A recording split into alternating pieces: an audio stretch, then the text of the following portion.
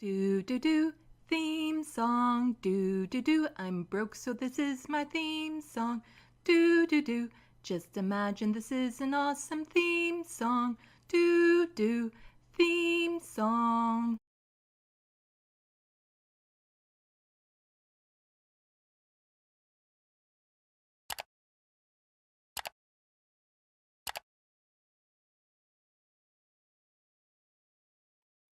Hello, welcome to Left of the Box. Bonjour, bienvenue.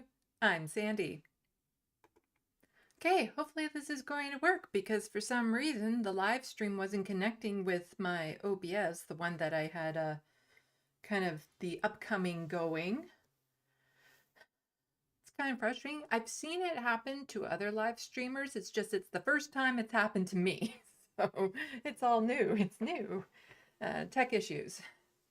Just like I thought for a moment Twitter was about to go down because I wasn't able to like retweet something, and I'm like, I still rely so much on Twitter for my content, like to get news and to show stuff for my video and stuff. So I was really worried about that, but it seems to be working. So hello Looney Tunes, hello Abraham, hello, we have Christy Z is also in the audience. There were 4 people watching the last stream. There's 6 people here, so hopefully everyone was able to switch over to this one okay. Yeah, that was a bit annoying because I had to quickly Google what to do, and it's like, well, you can restart your entire system. I'm like, oh God, no. So I just started a new stream, and it seems to be working. It's working.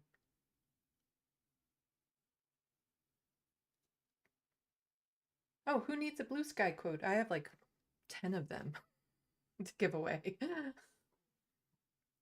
Was somebody saying they need a blue sky code?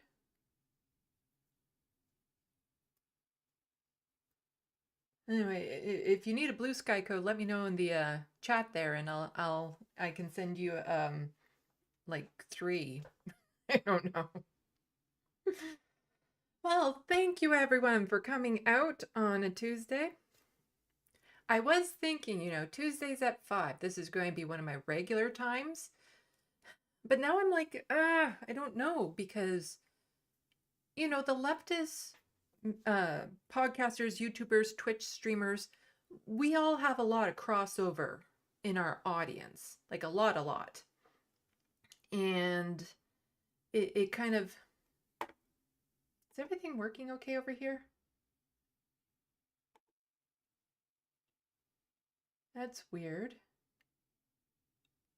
That is super weird. I am seeing something that looks like it might be a problem in like 2 minutes. The YouTube live stream studio is starting from the beginning, but the YouTube feed, that YouTube seems to be okay. This is really messing me up. So it looks like it's still streaming. Lynn, Blue Sky is an alternative to Twitter, but it's not open to the public yet. You need to have a code to get on there. They're still building it and creating it, but so far it seems to be a nicer platform than Twitter, like nicer people-wise. However, it still doesn't have things like, I don't know if you can DM people, but for me, it's just the content I seek out isn't on there yet for my streams. So yeah, as I was saying, before I got totally distracted by the fact that this might be starting over again. No, the YouTube stream is still fine. It's the studio that's really behind for some reason.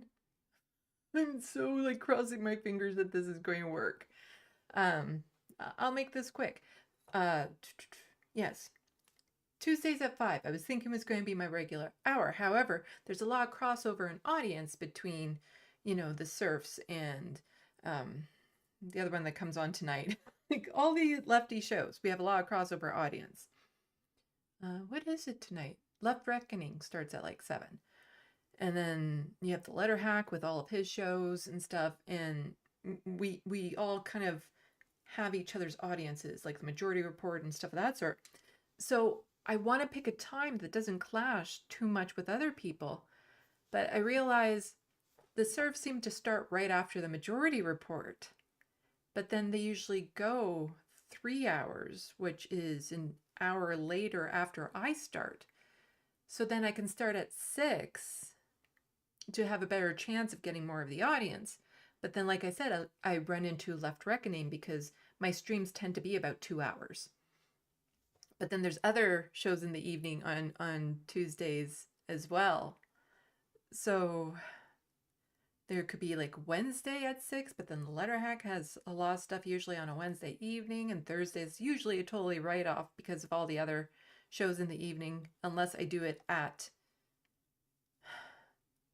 well, I think the Leftist Mafia starts around 8:30, so potentially I could move it to 6 on Thursdays.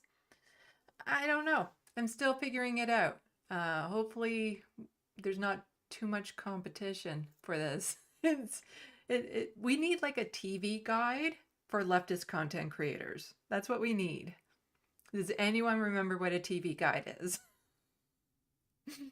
We need to be able to just like have a book that we can open up for the week and be like, oh, this is the programming, and highlight the ones that you want to actually watch.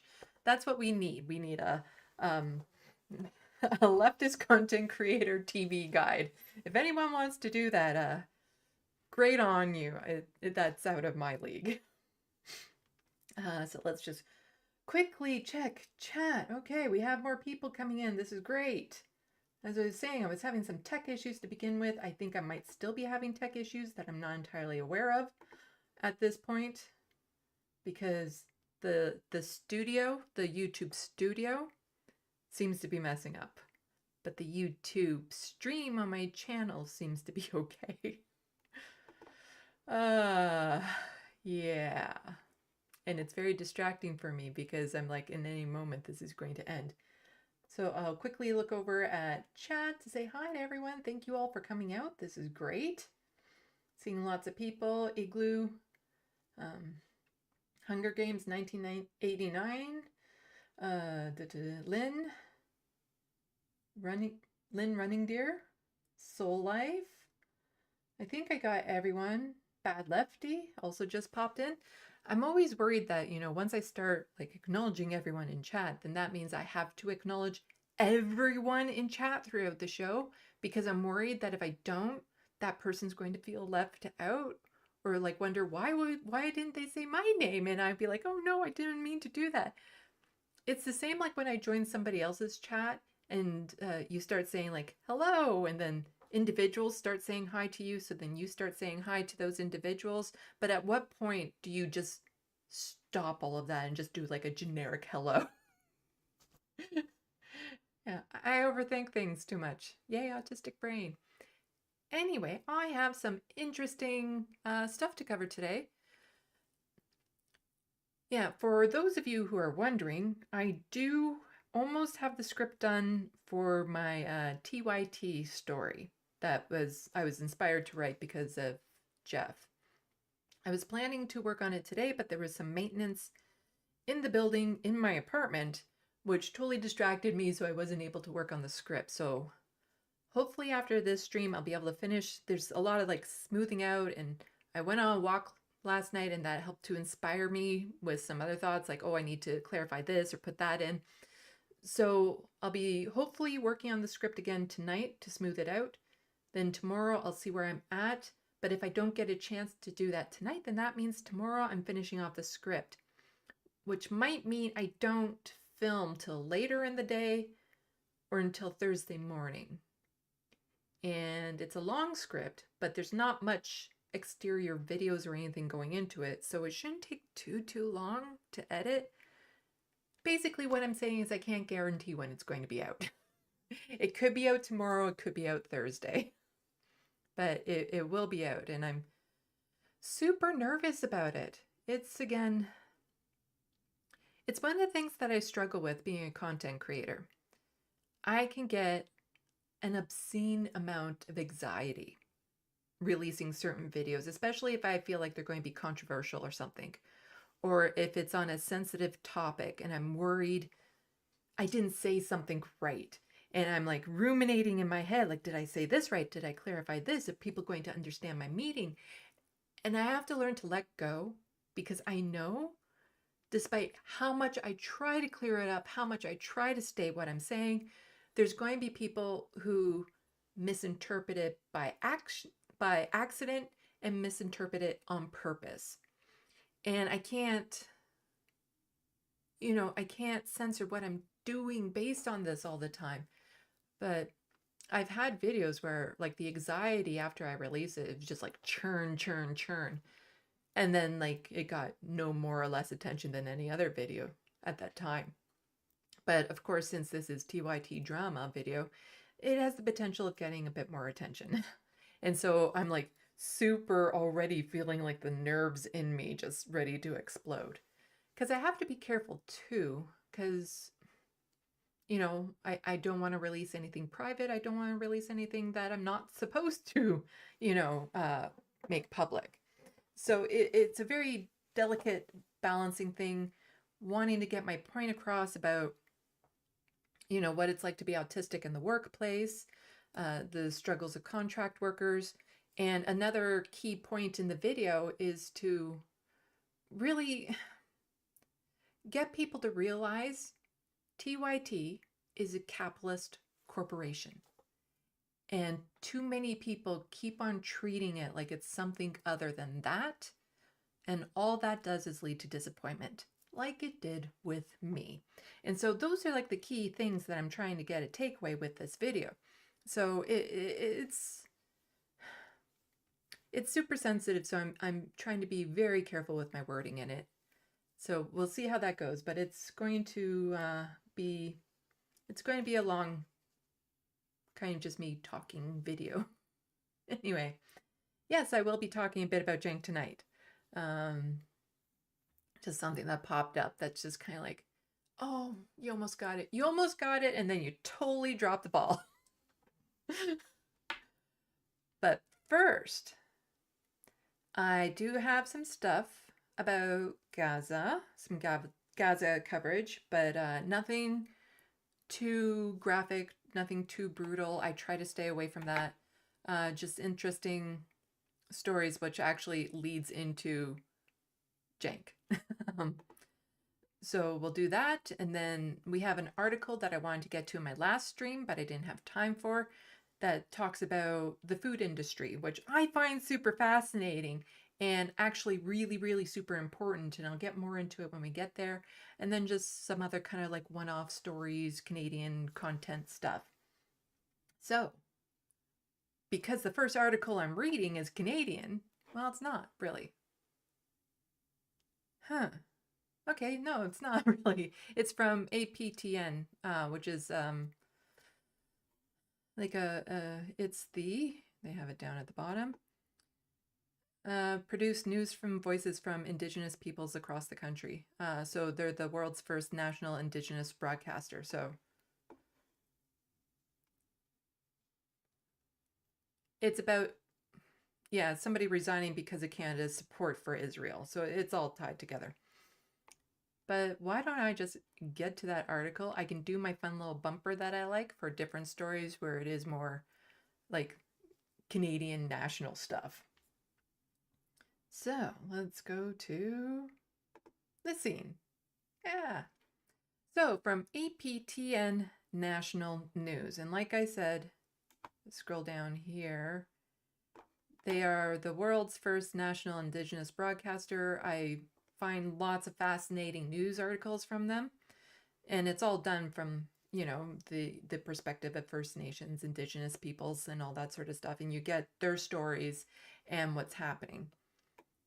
And I follow a lot of First Nations and Indigenous peoples on Twitter, and just seeing the talk, like the perspective they bring to the conversation when it comes to Israel and Palestine and stuff, I think is so important, because Canadians have really just blanked through their mind away from what's happening still in Canada, or what, the fact that what happened in Canada helped lay the stones for what is happening over in Israel and Gaza. Like it's all connected. It's the settler colonialism. And it's so many people that even progressives in Canada saying, oh, we have to stand up for Palestinians and this and that and the other thing. But then as soon as it comes to Indigenous peoples that are over here, suddenly it's like, oh, well, it happened so long ago. You know, your land back movement. Well, if anyone actually read into the land back movement, they wouldn't actually be scared of it, but they just hear the title and they're like, oh no, we can't have that. And it's interesting and it's an important thing. And actually they get a bit into that in this article. So just going to check, make sure everything is still working. Looks like it. Okay, this is like so bizarre for some reason in the YouTube studio. It's like 7 minutes behind what the actual live stream is. And the live stream is only like 20 seconds behind what I'm seeing on my OBS screen. So this is really throwing me through a loop. Because normally I stick in the studio. I have that kind of as a side to make sure everything is going okay. So if something starts going wrong with the feed, just start screaming at me in the chat. Okay. Anyway, let's get back to this article. So, Inuk member of Nutrition North Advisory Board resigns over Canada's support of Israel.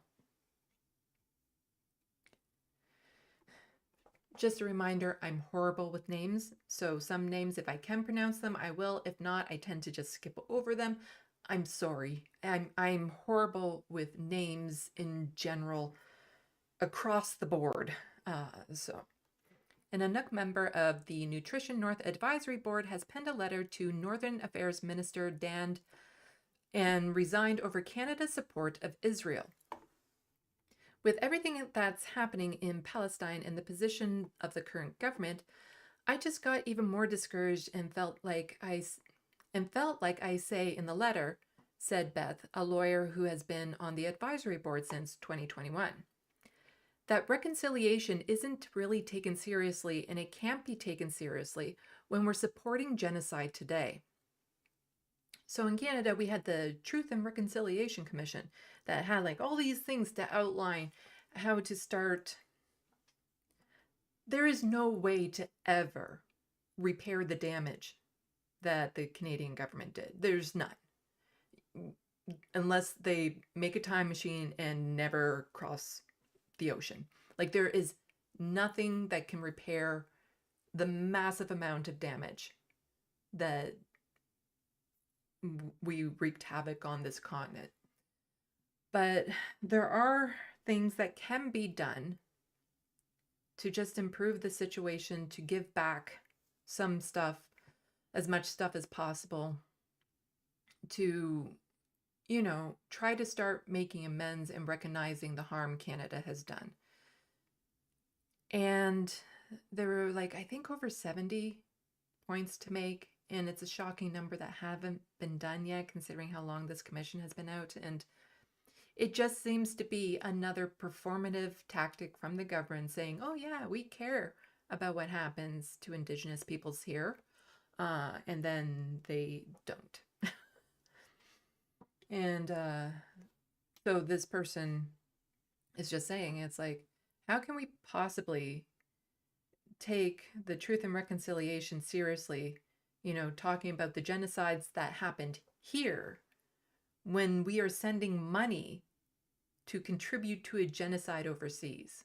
Like, it doesn't make any sense. So, just want to make sure I'm getting the right name. Okay.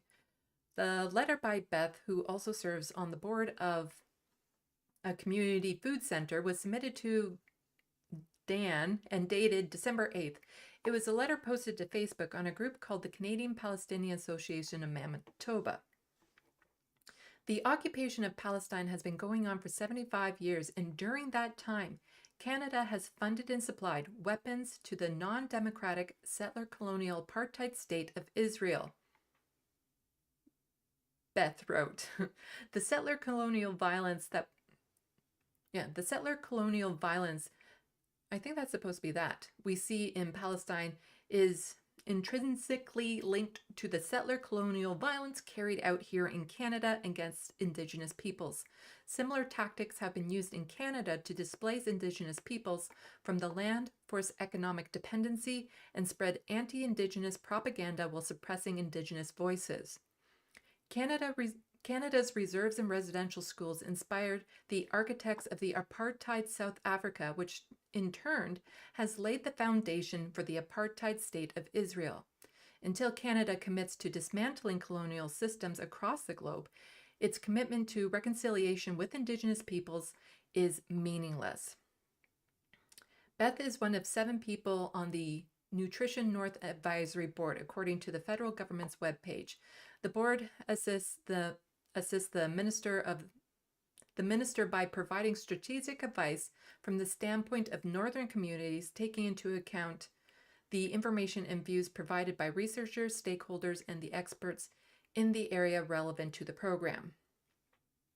The government said there are 122 communities eligible for Nutrition North program that provides food subsidies and grants for hunting. This goes into, and it gets mentioned briefly in this article, living up in the northern communities, food scarcity is a huge problem because there's a lot of areas that are fly-in only. There's no roads that lead there. There's these tiny little airports that only service like the smallest of planes in order to bring the supplies for these communities. And especially in the winter, sometimes the roads that do lead to some of the communities that, well, okay, so some roads are available in the winter and some roads are available in the summer. The roads that are available in the winter are often very scary and dangerous because they're like basically on ice. But a lot of the fly-in has to happen, and it's harder to do in the winter. So food prices skyrocket in northern communities. Like, they're just completely obscene because there's such a scarcity of food to begin with, because you can't just, their stores aren't stocked the same way stores in all the southern areas are stocked, having a truck from the processing plant come over and all that sort of stuff. Everything has to be flown in. And with that, the extra cost added into having it being flown in, and then just getting like nutritious food up there, food that is healthier and all that sort of stuff is a huge, huge problem. And so there's supposed to be a Nutrition North program to help, relieve some of this pressure, to make it better, to have more people be able to access better food up in the northern communities. APTN reached out to, I think that was Dan, for comment. In a statement, the minister thanked Beth for her service, but didn't respond to why she handed in her resignation. We have seen the targeting of Palestinian food sovereignty by the IOF, Israel Occupation Forces, commonly called the IDF, or Israel Defense Forces, through the destruction of millions of Palestinians' farms and olive trees since the beginning of this occupation, Beth added in the letter. Yet Canada still provides political support to Israel by repeatedly voting against UN resolutions that affirm Palestinian human rights, and by continuing to provide diplomatic cover for Israel. These actions have led to a breakdown of international law, making the world less safe for everyone. Canada's position on Israel conflict has been criticized inside the House of Commons and in protests across the country.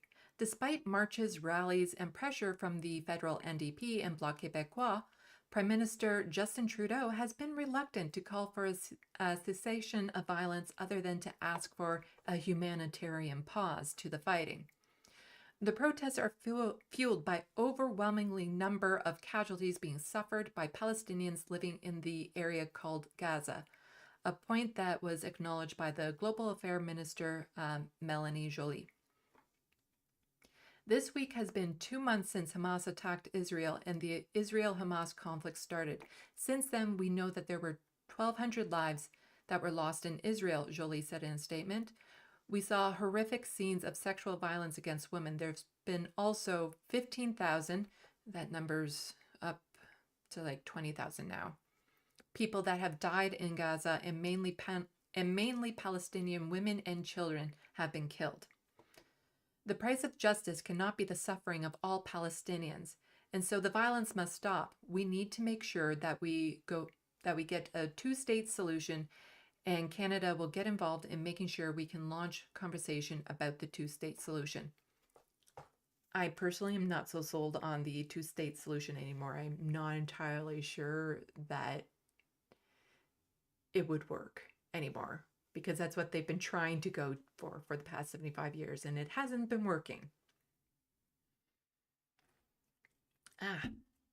Sorry, it gets dry in here.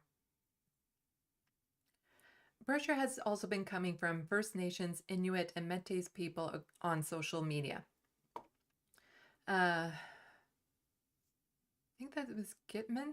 Checkpoint? Yeah. Stands in solidarity with Palestine, said one post on, I'm just going to say Twitter. Ellen, who's the front lines in an area when the Canadian Army surrounded the Mohawk territory in the early 1990s, has been posting about the conflict since October.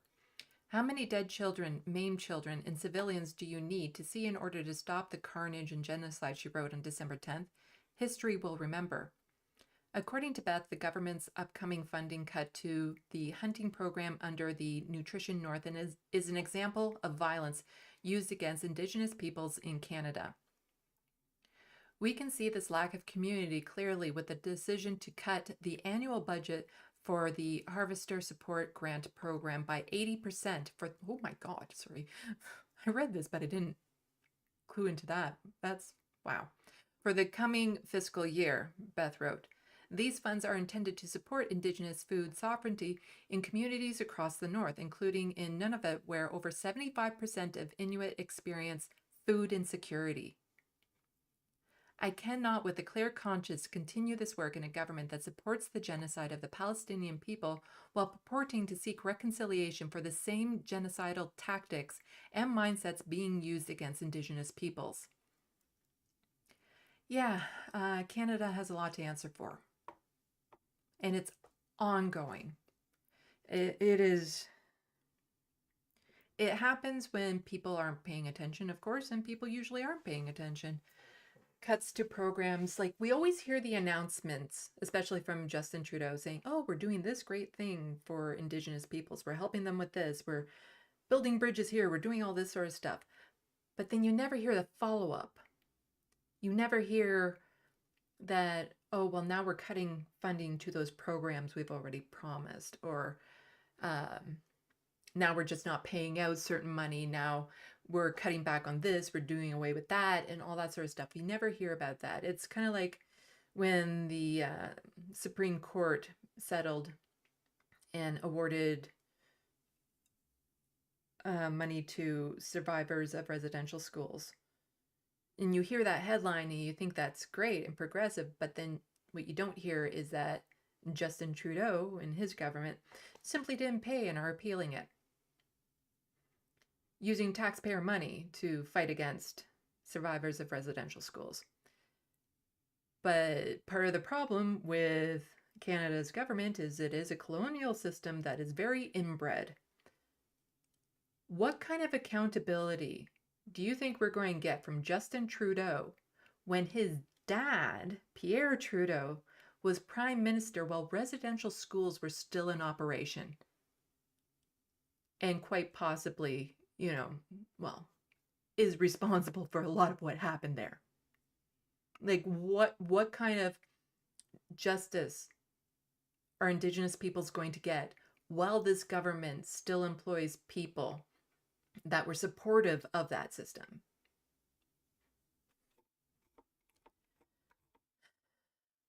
But this is a perspective I feel more people, especially here in Canada, need to be aware of, because we get the news of what's happening in Gaza, and so many progressives are aware of that and we care about that. and yet still turn a blind eye to everything that is happening here in Canada.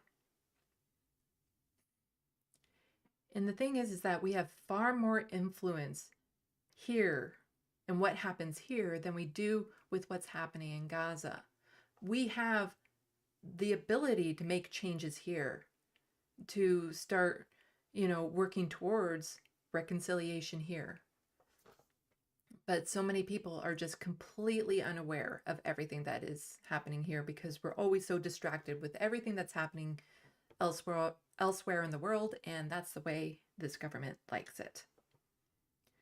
I did have this article linked in the live stream link that I had earlier that didn't work. And so it's like, yeah, of course, the one time I remembered to put all of the links in the description box before I started, that one I had to delete completely. So hopefully I will remember to link this in the description box. I have a plan I'll just do it like right after this stream is done. I'll put the link to this in the description box below so that everyone can go check out this article, and then also just, check out more of their articles in general and get more news that way. They're also on Twitter, so you can follow them there and get information that way. So, let's check some comments. Go back to the main shot for this. I'm getting, got the main shot, got the new share shot. Let's see.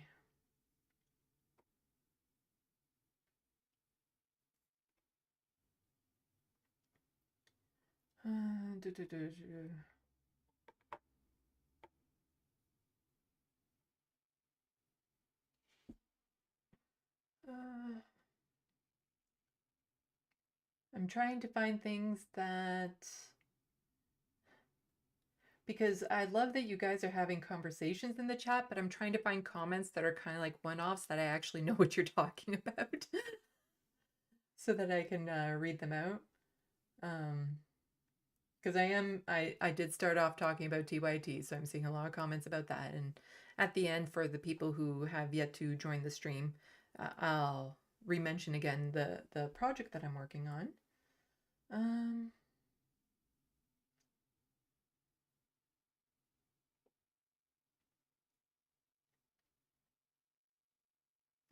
Emergency remedial truth. Hi, Sandy. Hi, Sandy's friends. That's a comment that I know the context of and can read. And hello, right back to you. Mini Doctor is saying the stream is dropping out a lot. Is it? Huh. That wouldn't surprise me because, like I said, there seems to be a problem with the studio. I don't know how to fix it. All I do know is that I am recording this in OBS as we go along. So I will have a good full copy of this stream I can post later if need be, or at least pull clips from. Or it's quite possible when people go back to watch this live stream, it works fine after the fact. Because I've seen other YouTubers having the same issues where I'm watching the live stream after the fact and they're talking about people not being able to see everything, but I'm seeing everything fine. So it's just hopefully a temporary problem. Hopefully it's not too annoying. But I am seeing very weird things happening in this.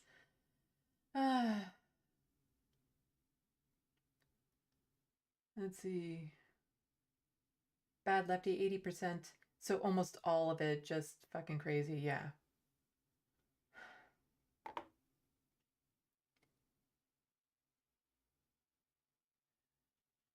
Let's see.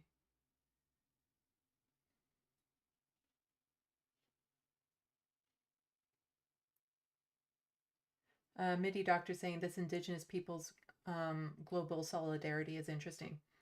Yeah, some of the biggest outspoken people are Indigenous peoples because like all of their experiences are different. But it all comes from, this colonial system through different generations, different years, and how it looks. But what happens is the colonial system always functions more or less in the same way. It just adapts to the times. And so Indigenous peoples all over the world are suffering and still suffering from this Western colonial system that is still just plowing its way through everything. Okay. So other people saying that the stream seems fine. Okay. This is going to be an interesting thing. Chrissy said, that's a nice comment. Sandy, you are a beautiful, perfection, intelligent, and amazing artist. I thank you. So, getting into that little bit about Cenk. So, for the most part, the clips and stuff that I've been seeing around Twitter, because I don't watch the program, haven't for a long time, they seem to be, like Cenk and Anna seem to be on the right side of this issue. And there is this rant that he had, is 2.5 minutes long. Very good rant. This is the Cenk that I used to like. So content warning, yelly Cenk for 2.5 minutes. Dogs, they're animals, they're savages. All they understand is violence. We have to bomb them, bomb them. We have to spend $14 billion murdering their children and their women. That's what the monsters on TV say. And then, but we're worried about young people don't want to kill enough civilians. Young people don't want to murder enough civilians, and Nikki Haley's concerned about it. Warhawk, neocon monster. And by the way, right wing, you want to, America first, you want to spend $14 billion to get us into another war? We could have that for healthcare for our kids, education for our kids, higher wages. But all you want to do is you want to send it to Israel to kill more Palestinian children? Are you insane? And I bet you a lot of the right wing say, no, I don't want it. I don't want it. It hasn't passed the Senate yet. It should never pass the Senate. I don't want my dollars going to murder Palestinians. I don't want it. Okay, so now let's talk back to Gaza. So Israel says, it's okay. We're just moving the citizens. We're just doing mass deportations and ethnic cleansing. It's no big deal. We're just moving them to the south. And now they're bombing the hell out of the south. Is there any human beings left in Washington, D.C.? You monsters. You're going to send them $14 billion of our money? Say, relocate everybody from the north. Classic genocide. Genocide 101. And now they're bombing the hell out of the people who moved to the south. And I'm supposed to pay for that? No way, man. I don't know look, I'm trying as hard as I can to bring change here. You know what they did to the men?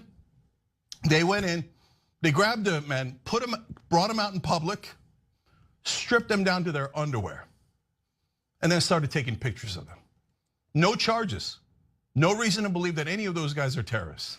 And now people are putting out on social media, that one's a doctor, that one's a teacher, that one's a businessman, et cetera, et cetera.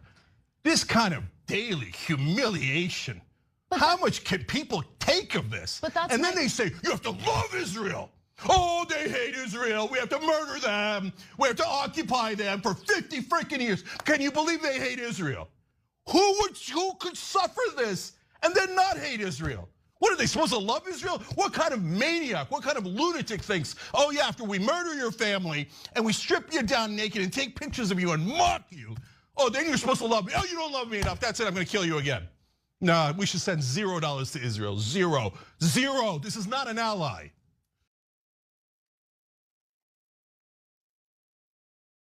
Yeah.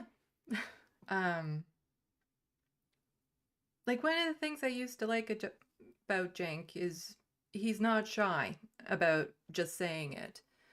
And on this particular issue, he's on the right side of it. And, I'm glad because there's still a lot of attention being brought to it. But then, he goes out and tweets this.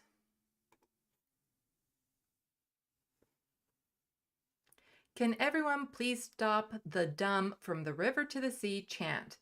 It is incredibly hurtful to our Jewish brothers and sisters. It's also incredibly counterproductive to protecting Palestinians. Do not chant something that the majority thinks is a call for genocide. Not complicated.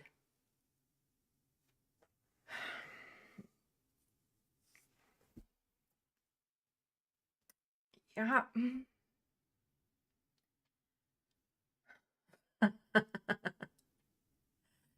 And there he goes. Tone policing again. Being all patriarchal, paternalistic, chauvinist, being like, we're the ones fighting on your behalf. You need to shut up and do what we tell you to do as you're fighting for your rights. How dare you use a phrase that somebody might find offensive, even though it's been explained over and over again. From the river to the sea is not a call for genocide. And you know what? I don't even think most people would think that. But here he is again, just tone pleasing. And it's the same, like, you can't use Black Lives Matter. That's too scary for people. You can't say birthing people. That's too scary for people. You don't get enough buy-in, and so on and so forth. He doesn't get to police the way other people bring attention to our situations.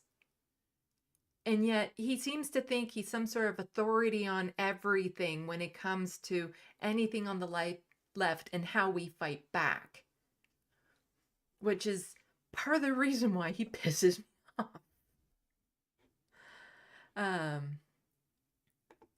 But here we have somebody, sorry, I cannot pronounce that name. I don't even know where to begin. Usually I agree with you, Cenk, but as a Palestinian, I'd like you to avoid tone policing us. It's our slogan and we can chant it if we want to. We could have chanted anything and Zionists would still claim we are calling for the genocide no differently. And it's the same for like the birthing people issue. It does not matter what word we all kind of land on when it comes to a term for people who can get pregnant that aren't women.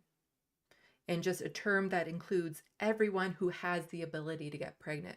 It does not matter what that word is, the right will complain. It does not matter how I protest, it does not matter what I call myself, the right will complain because it's not what they want. And so saying that we can't use certain words because, you can't say Black Lives Matter because they're twisting it and making it sound bad. Well, the Black Lives Matter movement could have been called anything and the right wing would have protested it, would have said that it's horrible, would have said it's too outrageous, it's too scary, and all that sort of stuff. It doesn't matter. So we get to pick what is meaningful for us, and it's his job to support us, not fight for us, but to support us and help with the buy-in of these terms if that's what he's so worried about. But he doesn't get to argue this with us.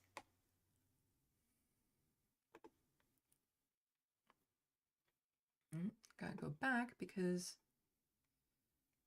I want this. So Cenk replies to this person saying, even if it is true, you're hurting yourselves greatly in the American public opinion. He was saying something very similar to Benny when she was leaving, and some of the tweets when Benny was tweeting out about their birthing people and their transphobia. And Cenk was saying something very similar to her, like, you're hurting your own cause by doing this the way that you feel is right. And just, pat her on the head and tell her that he knows what's best for her in this fight. As a friend, my job is to tell you what's going to help and not help. That's not his job. That's not his job.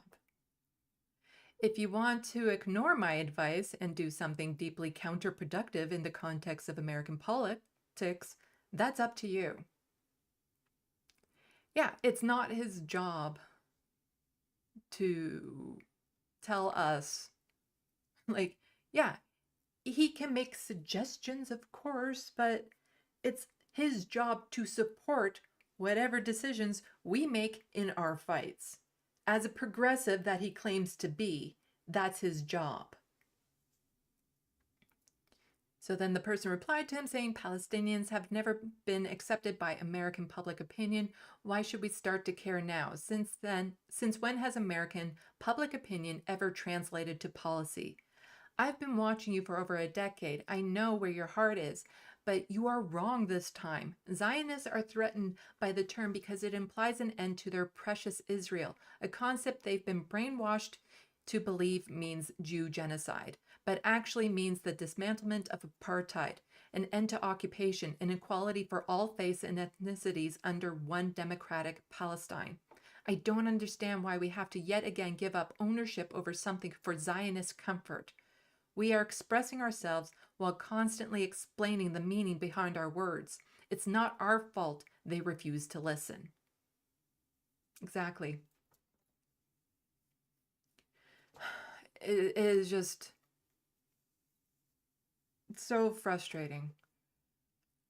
And it's like, if I'm going to be, I'll just go back to here. You know, if I talk about like even my own experiences, because the more I've been learning about what's happening to Indigenous peoples here in Canada, what has happened to them, the more I wanted to do stuff and help. And at times, white savior syndrome. I was guilty of that. And I've learned over the years, for not just that group, but other groups that I'm not a part of. It's not on me to do anything for them. If they ask for help with something, then I'll be there and support them any way I can. But it's not my job to fight for them. It's my job to support them in any way that they want. Not in a way I think might help, but in a way that they want. And Cenk hasn't quite clued into that yet. And, you know, like I'm embarrassed about what some of the stuff that I used to try and do. Like, yes, my heart was in the right place, but I was doing it all wrong. But the thing is that I am open to that criticism, and I am open to learning and growing and figuring things out.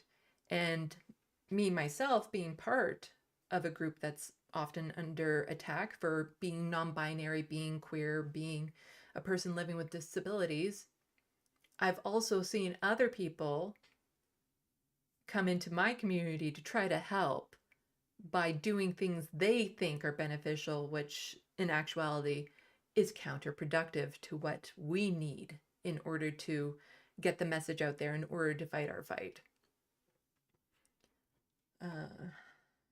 Let's just say,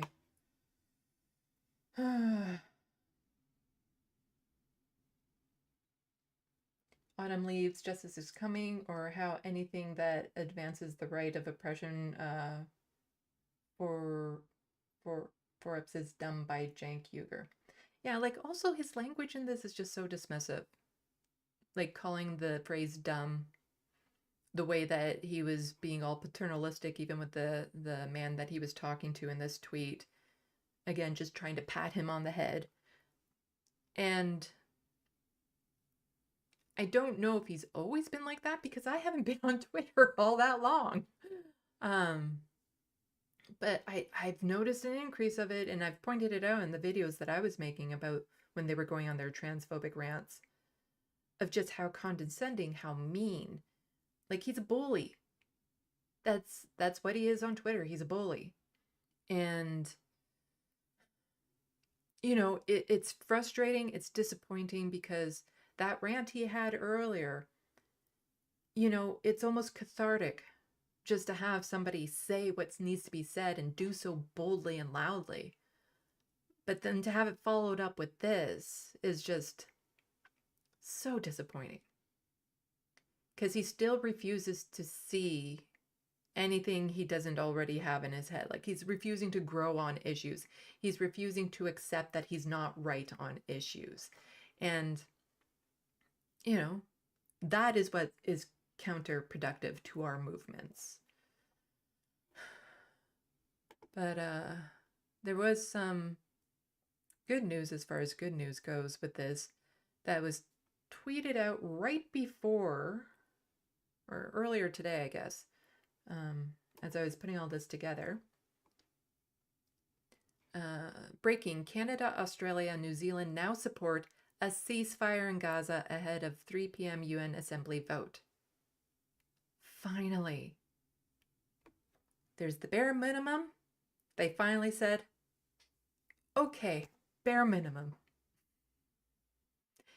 It has taken a lot of pressure, you know, a lot, like it's a slow grind, but the protests, the rallies, the call to our officials and everything has finally led to Canada doing the absolute bare minimum.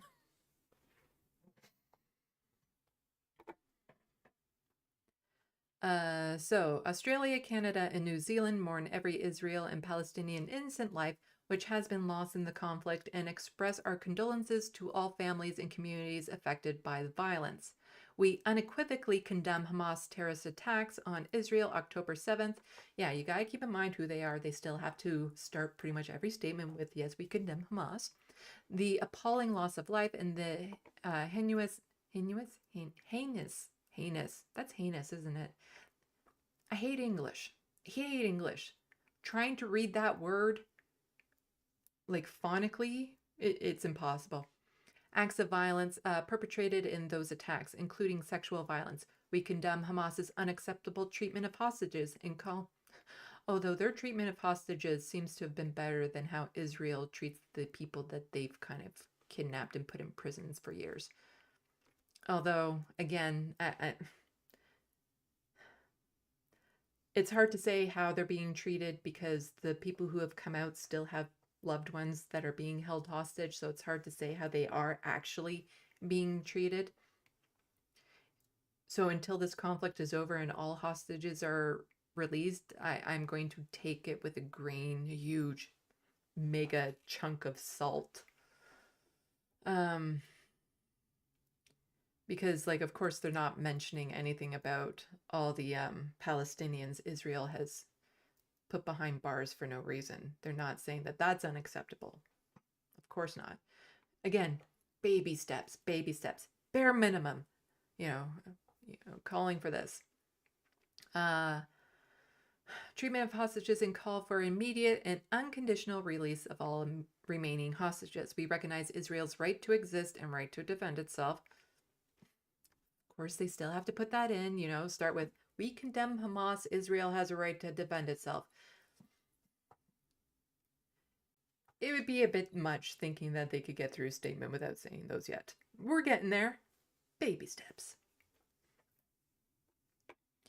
In defending itself, Israel must respect international humanitarian law. Finally, they're saying that. It's taken a while, but they're finally saying that, acknowledging that they haven't been respecting humanitarian international law. Civilians and civilian infrastructure must be protected. We are alarmed at the diminishing safe space for civilians in Gaza. The price of defeating Hamas cannot be the continuous suffering of all Palestinian civilians. We remain deeply concerned by the scale of the humanitarian crisis in Gaza and ongoing risks to all Palestinian civilians. Safe and unimpeded humanitarian access must be increased and sustained. The recent pause in hostility allowed for the release of more than 100 hostages and supported an increase in humanitarian access to affected civilians. We acknowledge the persistent diplomatic efforts of the United States, Qatar, and Egypt to broker this pause, and we regret it cannot be extended. The diplomatic efforts of the United States, the one that vetoed that call for a ceasefire, that one, who then turned around and sold like hundreds of millions of weapons, like dollars worth of weapons to Israel, that United States is going to be the knight in shining armor and work towards a diplomatic end to this.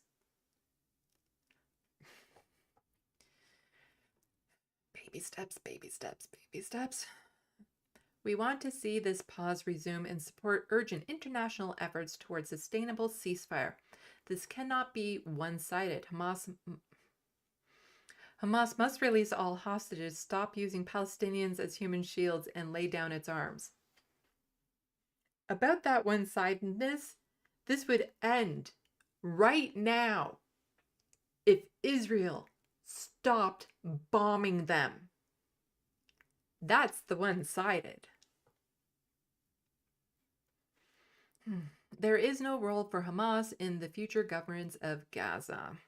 We support Palestinians' right to self-determination. We oppose the forcible displacement of Palestinians from Gaza, the reoccupation of Gaza, and reduction in territory and use of siege and blockade. We emphasize that Gaza must no longer be used as a platform for terrorism. We reaffirm the settlements are illegal under international law.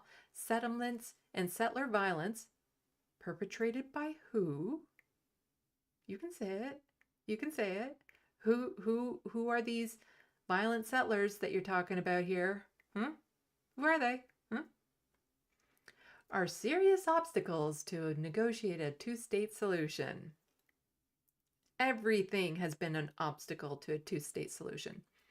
We recommit ourselves to working with the partners towards a just and enduring peace in the form of a two-state solution where Israel and Palestinians can live securely within international recognized borders. We remain concerned about the impact of the conflict spilling across the region and urge all governments in the region to work towards containing the conflict.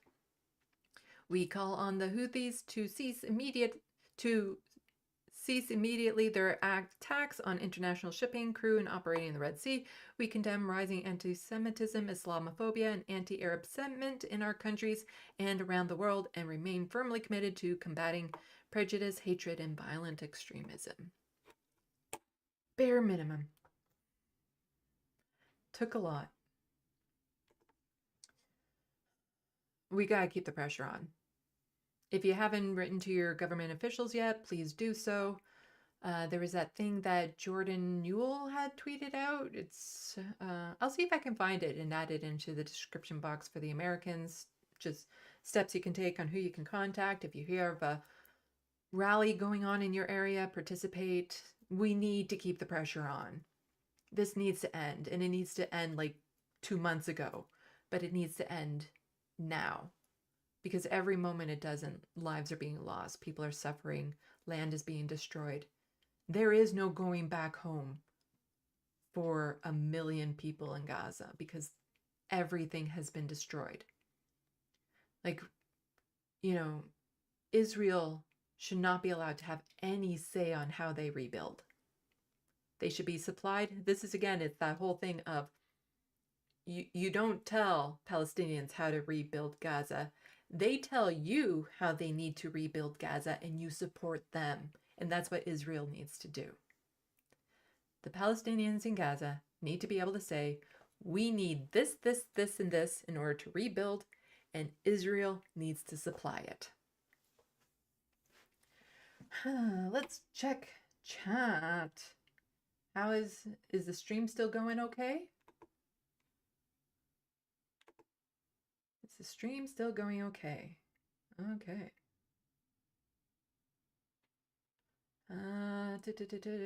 Is this updating properly? Because I'm seeing 40 people watching, but only 3 likes. Is my YouTube feed updating properly? Do I have 40 people watching and only 3 likes? So, please hit the like button. It helps in the algorithm. You see, the weird thing too is that the chat that I'm seeing in the YouTube studio is this, it's in the real-time chat. But the video in the YouTube studio is still like 7 minutes behind. So Bad Lefty is saying 100, Sandy. I'm guessing you agree with something I said. Chrissy Z saying yep. BKK, Sandy, side note, red is your color. I've been told that like forever. I'm one of the few people that can pull off red.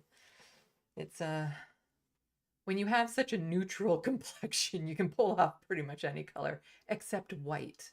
I look horrible in white. Bad Lefty saying my likes is not updating either, shows me 10. So I'm assuming I have more than 3 likes on it. We'll take it from there. Oh, Looney Tunes saying I have 52 likes. Ah, so more likes than viewers. I like that ratio. I think. Um, Bad Lefty, YouTube sucks. Yep, it's really annoying me right now. Okay, so yes, there's far more likes than what I'm showing on my YouTube page.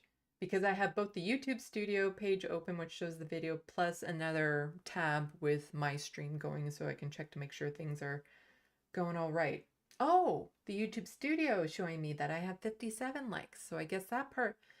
So basically everything in the YouTube Studio is working except the video feed is 7 minutes behind. This is so confusing. Bad Lefty, as a man, I have no idea, but you look good, Sandy. Why, thank you.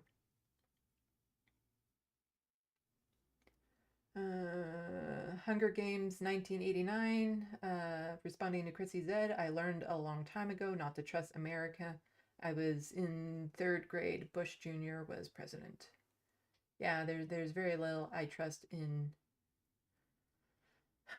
the Canadian government and the American government. It's all nonsense.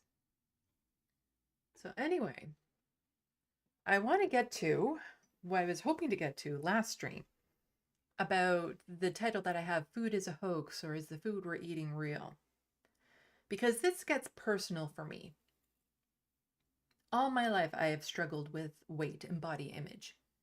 When I was a child, in 1 year, I had gained 60 pounds because I hit a massive depression for reasons. And in just 1 year, I put on 60 pounds and became very overweight. My mom at the time, she wanted to help, but had no idea how to help and did the worst thing possible. When I was 10 years old, she put me into Weight Watchers. So my life of dieting and yo-yo dieting started when I was 10. And I was also the only family member in that program. So there was something wrong with me. Like everyone else could eat normally, but somehow I couldn't. And somehow I had to have a different meal plan than everyone else, even though that nobody else was also following along this plan with me. And how am I supposed to do that as a 10-year-old? Like, how am I supposed to figure out proper nutrition and stuff? And, you know, the cooking habits and eating habits of the people around me aren't changing. And yes, I was eating food for comfort back then. There was very little comfort I had. You know, I didn't have many friends. I was being harassed in school. Like, not bullied, because even at that age, most kids knew that if they hit me, I would knock them out. You know, boy or girl, it didn't matter. They knew that I had the ability to knock them on their ass. So I wasn't bullied too much. But I was undiagnosed autistic, so I had a hard time socializing. I didn't feel safe at home, didn't feel safe at school. The only time I felt safe was when I was by myself. And the only comfort I had was food. Because this was even before cats were introduced to my life. So at such a young age, starting off on that foot when it came to weight and dieting, it wreaked havoc, and it still does. Like, it's something I call an anchor in my depression. In that over the years, I'd go through different treatments for depression. I would do all of this sort of stuff. But eventually everything would keep on stumbling back. I would still end up getting depressed and things of that sort. Until I realized that my body image issues, are an anchor keeping me down.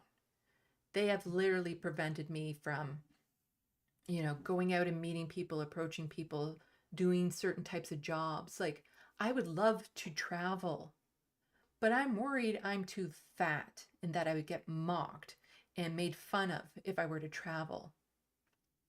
When my grandmother died in Alberta and I was still massively overweight,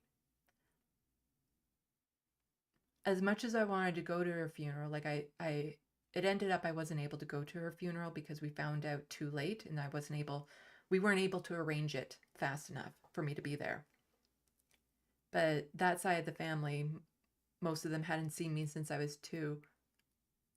I was worried that everyone would be ashamed of me for how fat I was.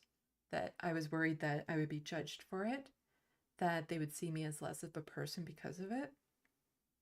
Like all my life, I've been fighting this. And it's kind of like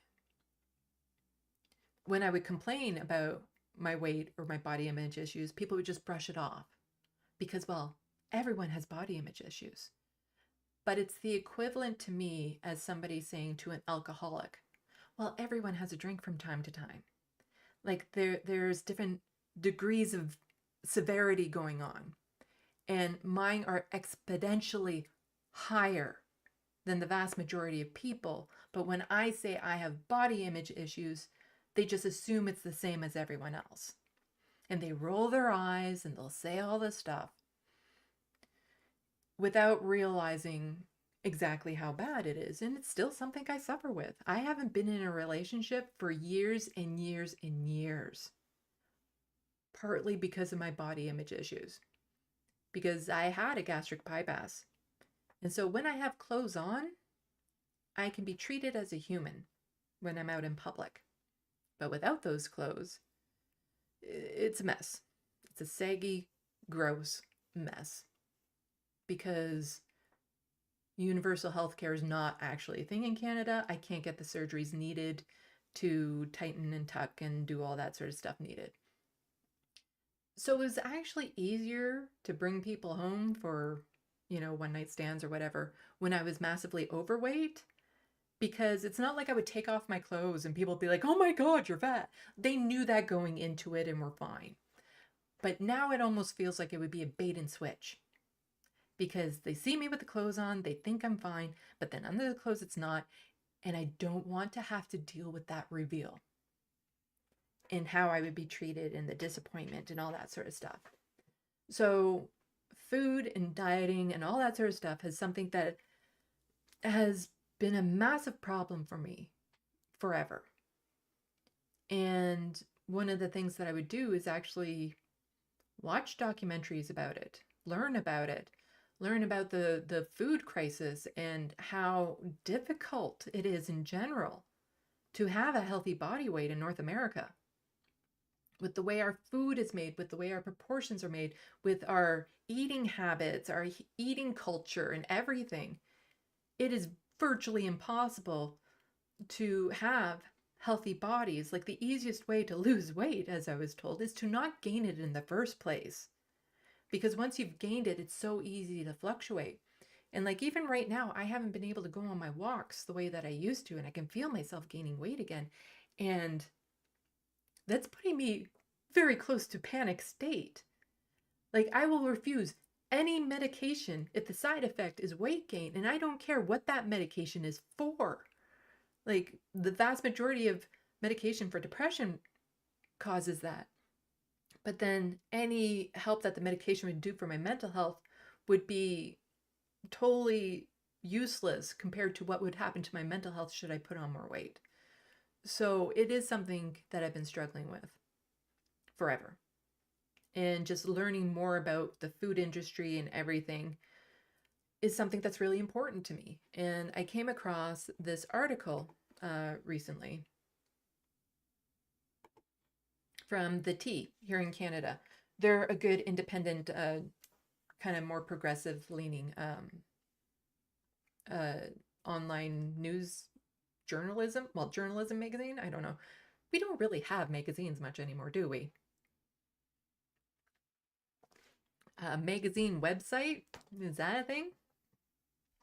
So I wanted to go over this article with everyone so that we can all start learning a little bit more about this, because it doesn't just affect me, it affects everyone in North America and Western cultures and things of that sort.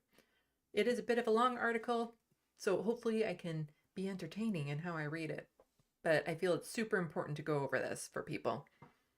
We are processivores. How do we rebuild our eating habits? In just the last decade, nutritionist scientists have begun to question whether most of the food we buy and consume is really food at all. Actually, I think I can make this webpage bigger. Am I over here? Yeah.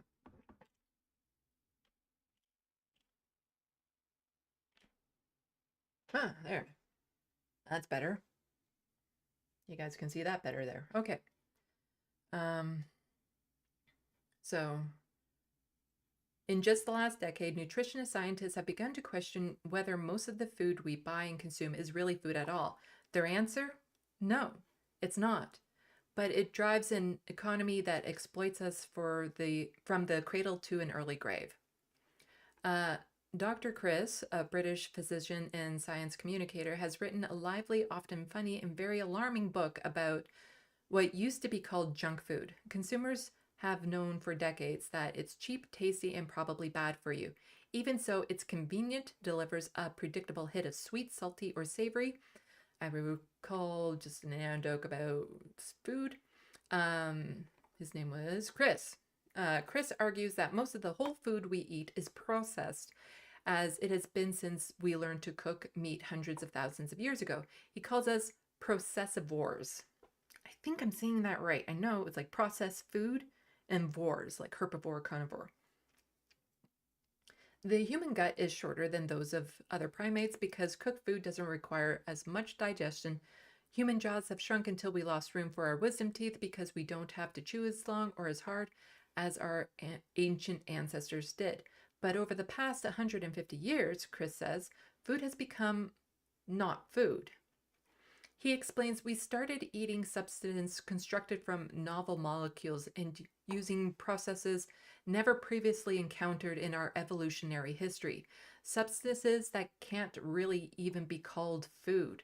Our calories increasingly come from modified starches, from invert sugars, hydrolyzed protein isolates, and seed oils, or have been refined, bleached, deodorized, and hydrogenated and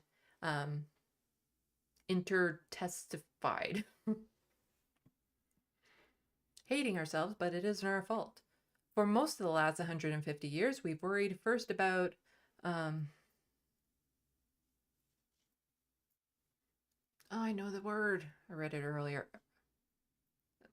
Basically additives or things that change things like chalk or sawdust in bread.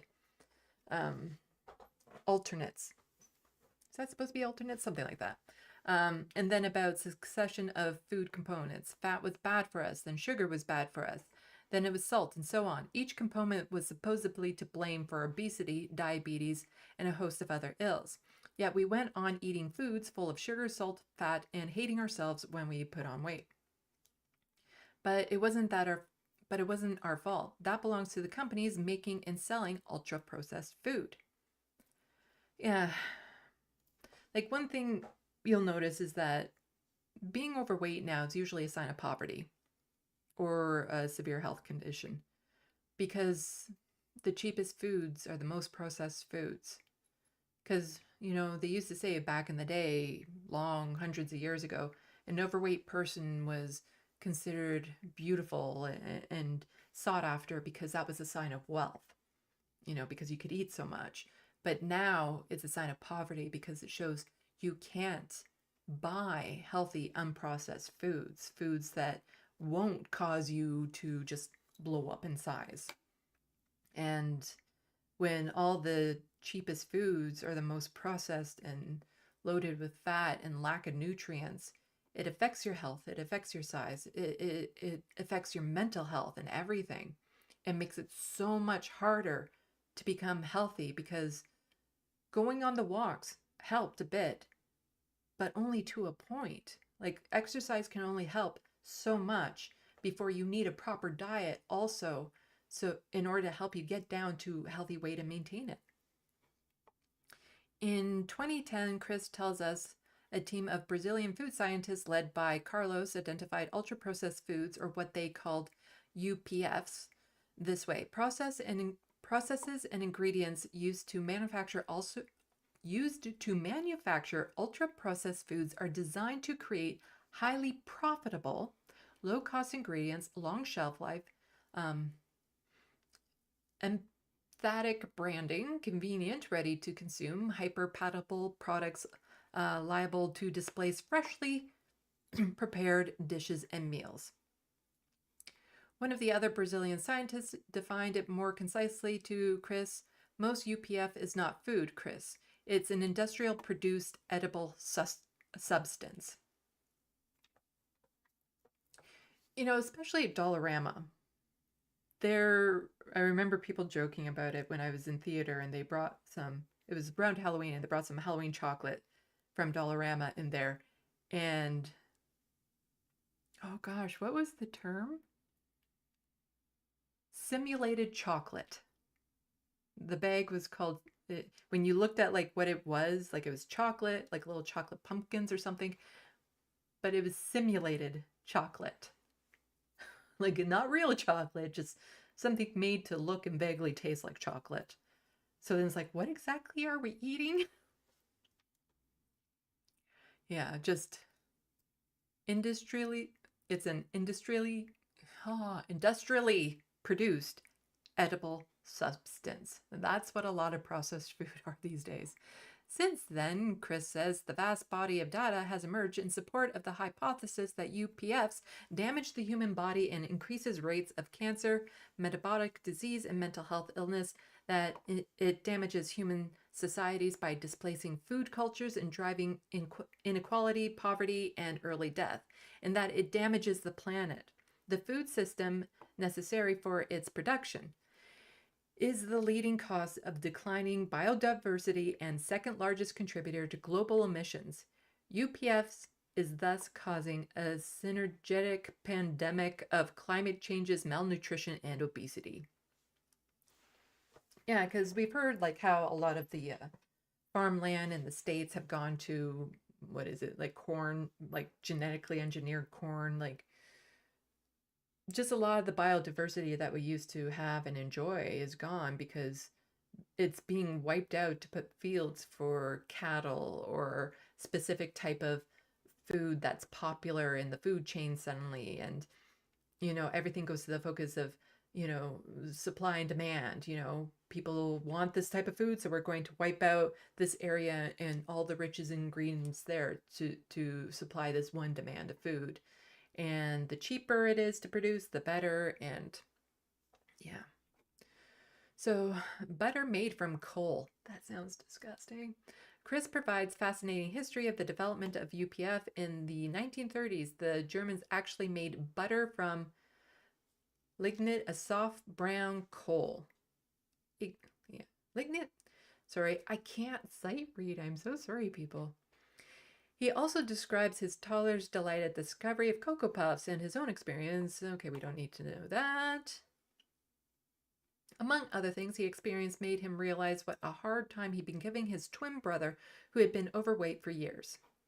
These are entertaining sections of the book, but most important parts to deal with the social, cultural, and environmental impact of UPF. Right, I'm saying that in the right order. He points out that children in the UK and the US, countries with the highest rates of UPF consumption, are not just heavier than their peers in nearly all other high-income Western countries, they're shorter too. And it's not just high-income countries. Chris describes the impact of floating supermarkets created by Nestle, a major UPF producer, to serve Brazilian communities along the Amazon. Its cheaper products undercuts the market for local whole foods, and a generation of kids begin to put on weight and develop type 2 diabetes, unknown to communities before the floating supermarket's arrival. Like, they're just looking for ways to... And a reminder that a lot of these foods have elements in it made to make people addicted to it. Like, there's addictive elements put in these foods in order to keep people hooked on all of this junk that we've been eating. And speaking of the Amazon, Chris notes that the deforestation of the Amazon region is largely to produce soybeans, a major component of feed for cattle and UPF for humans. Cheaper than whole food. Canadians are very sensitive to food prices. According to a report from the Dalhousie University, we spend 11% of our income on food. But affluent Canadians only spend 5.2%, while those with low income spend up to 23%. So the lower your income, the higher the percentage that needs to go towards your grocery bill. So cheap UPF is what poor people can afford. And cheap food is what most consumers go for, especially when they've grown up on UPF, like baby food, breakfast cereals, sweetened soft drinks, ice cream, and fast food. After all, it's cheap, with plenty of salt, sugar, and artificial flavor that make you want to eat more. Chris cites studies where people ate nutritionally equivalent meals of either Whole Foods or UPF. Those eating UPF consumed 50% more calories. Obesity is caused by increased food intake, not inactivity, he says. And the best evidence shows that by food, we mean UPF. Obesity and diabetes. UPF really got going in the 1970s, and so did the modern obesity problem. In 1970, the Canadian obesity rate was 9.7%. It rose to 15% in 1998, and according to Statsa in 2020, about 30% of adult Canadians were obese, up from 26% in 2015. Another 35% were overweight throughout those 7 years. So, like, you hear about, again, the 30% is obese, but it doesn't include that number of people who are just overweight as well, like obese. And then there's the term morbidly obese. So I think morbidly obese is when you're 100 pounds overweight, and obese is somewhere in between there. Meanwhile, Diabetes Canada estimates that in 2022, 11.7 million Canadians, 30% of us, had type 1 or type 2 diabetes or pre-diabetic, and the rates is growing at about 3% annually. As of 2019, the cost of diabetes treatment in Canada was just under $30 billion. The average cost of insulin in Canada is $12 per unit, US dollars. In the United States, in the US, it's 98.70. Yeah, you guys need to work on that. Yeah, our pharmaceuticals are not free here in Canada. We usually need to pay for prescription drugs and stuff like that, but it's still a hell of a lot cheaper than what you guys in the States have to pay for. Yeah. So the United States, the highest in the world. In Turkey, it's just $2.64. So the growth of UPF-driven diabetes have a bonanza for pharmaceutical companies. Yeah, it benefits a lot of these pharmaceutical companies to keep us diabetic because they're making billions on our poor health. Diabetes rates have triggered production of drugs with semaglutide, sure, I'll just pronounce it like that, which also turns out to be effective at weight reduction. Marketed as Ozempic for diabetic, it's $150 per month. Another injectable drug, which also contains semaglutide, whatever word, and is marketed as something for treating obesity, sells for a list price of $1,349 per package, 1 month supply.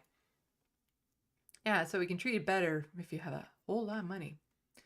The drugs have a scary side effect, including stomach problems, low blood sugar, and acute pancreatitis. Even so, the Danish company that makes both those things is having trouble meeting demand and is currently Europe's most valuable company.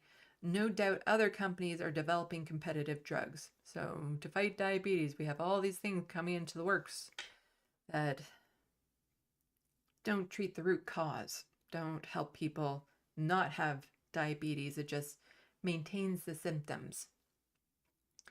Cradle to grave investment. So UPF damages the environment in its production, malnourishes and sickens its consumers, and thereby creates demand for expensive and hazardous cures to remedy UPF-caused conditions. As well, it boosts demands for health services from dentistry to palliative care. From a corporate point of view, UPF is an ideal cradle-to-grave investment. For people who would like a less ultra-processed reading book will give them a new incentive to change. Their local supermarket will not look as welcoming as it once did. Finding the least damaging food will require reading and understanding content labels. And preparing meal after meal of whole foods will demand even more time and effort. No more instant oatmeal, just the kind that takes forever to cook. No more heat and eat meals. Even homemade pizza, instead of the kind delivered to your door, might have too many UPF's components in its sausage and cheese. The whole food equivalents would be too expensive too time-consuming and simply unavailable for low-income families. It said that if you can get something for free on the internet, you're the product. And if you can get something for cheap, and if you can get cheap food at the supermarket or fast food joint, you're the commodity, paying to ruin your health and shorten your life. Yeah, we are paying to ruin our health and shorten our lives. Scary stuff, but it's so true. Like, I am very fortunate in that I live very close to a farmer's market. And, you know, we have a lot of Amish folks around that still make food that isn't processed and stuff, and they take it to the market, and I can get fresh foods, meat that doesn't have fillers in it, you know, all the best type of food. But the problem is it's more expensive. Also, I don't know how to cook.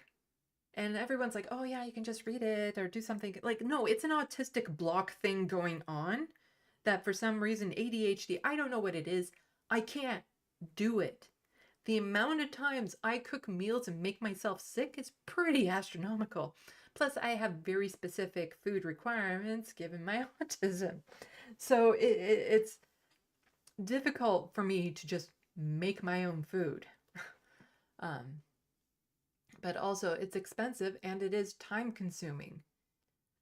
And it's not just, you know, it's not just you get the lettuce and you get the meat and you get this. It's also like what kind of seasoning, what kind of, like, is there a butter? Is there an oil? Like all of that sort of ingredient stuff that goes into it.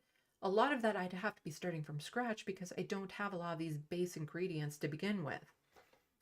So it is difficult and it is a struggle, and it's only been getting worse. And then we have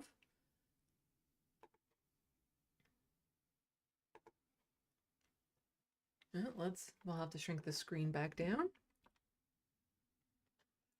Galen Weston just warned all of us Canada that grocery bills are going to spike.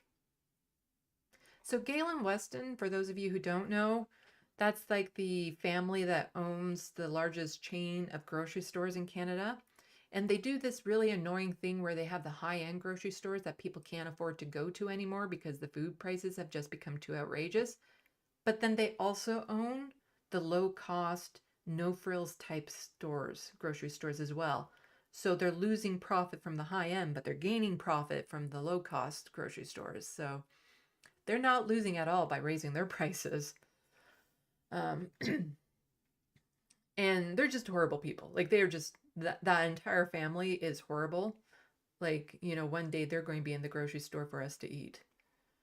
Loblaws chair and former CEO Galen Weston Jr. has just again issued a stern warning that if and when Canada enacts its proposed grocery code of conduct, we'll all somehow end up paying more at the checkout, not less. And yeah, he's just fear-mongering because he's a billionaire Canadian grocery store tycoon, and he's worried that some restrictions on pricing, some caps might be put in place to help people buy what they need to survive. And so, yeah, he's just, the code, which compromises a set of mandatory and enforceable standards to hold the majority of players in our grocery oligopoly more accountable, was pitched by the federal government's agriculture and agri-food arm earlier this year in response to pressure facing the food supply chain, which have led in part to higher prices for consumers.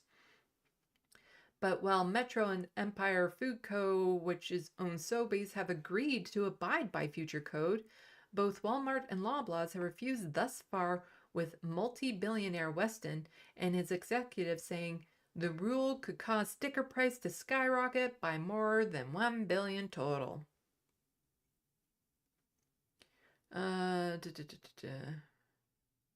Where's the more interesting parts of this?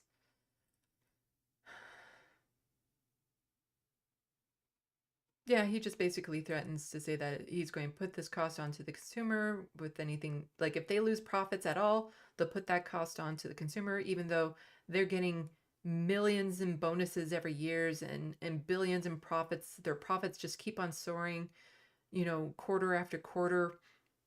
But, you know, how dare they lose a little bit in their profits so that people can just afford to eat? Meanwhile, the Canadian Federation of Independent Grocers, that represents those who don't dominate the industry, are, of course, of the opinion that the code is not only favorable but crucial to giving the sector the fair competition it is known to lack. So, yeah, it's probably a good thing overall, but they're just going to make all of us suffer for it. Let's see, where are we for time? Oh, wow. Been at this for a while already. And I was thinking I didn't have that much to go over, and I was going to get through all the things I have on the docket. It doesn't look like it right now. So let's check chat.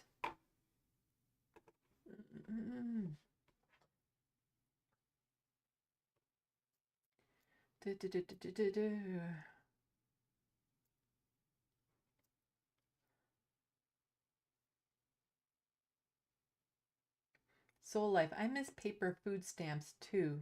Now every damn bodega gives you 50 cents for every dollar if you want cash from the food cart. Not entirely sure what that means.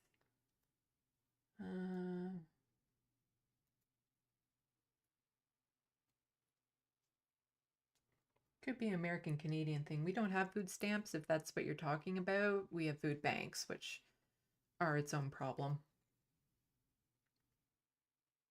Bad Lefty, insulin is dirt cheap to produce too, robbing bastards. Interesting thing about insulin, you know, discovered here in Canada, and the person patented it for $1 because he wanted it to be accessible to the world over. And of course, later on, the conservative governments and the liberal governments sold off the patents and the production and everything and allowed it to go out in the world so that in the States it can charge almost $100 for it per shot. We have propaganda commercials here in Canada, Heritage Moments commercials, where it's kind of going over our history of how great we are and all that sort of stuff. And during the pandemic, they actually had one of these propaganda Heritage Moments commercials made about insulin and how great we were and how we did this and how it served the world over. I'm like, really? During a pandemic, when we're refusing to allow other countries, there was that thing, oh, what was it called? Basically, we were denying other countries the right to the patents of the COVID vaccines because, you know, money. But here we are making this heritage commercial about how great we are because we discovered insulin and gave it to the world for $1. It's just typical Canadian maple washing bullshit.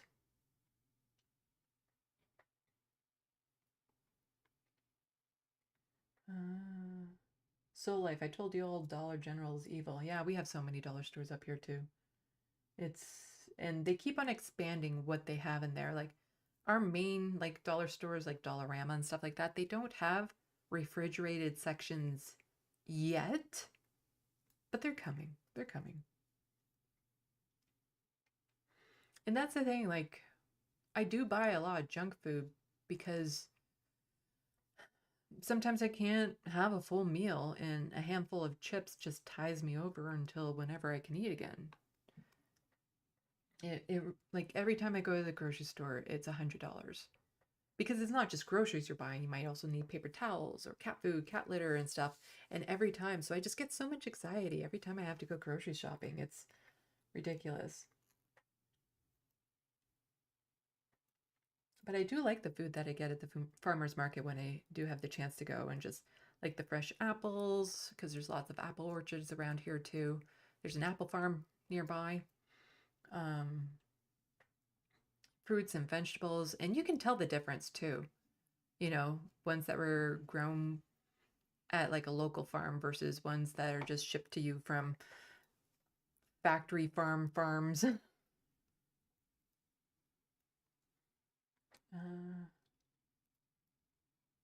Let's see. Welcome everyone who has since joined the chat. Glad to see you coming out. The anti-corporatist, damn, Cenk just lost it. Anna had to do an unscheduled break. I imagine that will float around on Twitter very soon. I don't know if I'll see it otherwise, unless I go to their YouTube channel and click on the live, because I am kind of curious. Oh, Cenk flipped over the Stefanik thing when they censored one of the presidents at Penn State or something. I'm not sure what that's in regards to. I might check it out. It might be good for the script that I'm working on.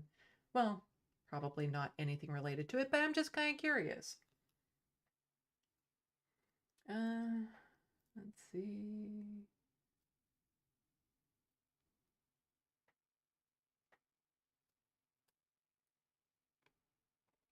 Let's scroll back up. Again, it's hard to find comments that aren't part of a conversation that I actually know what they're in reference to.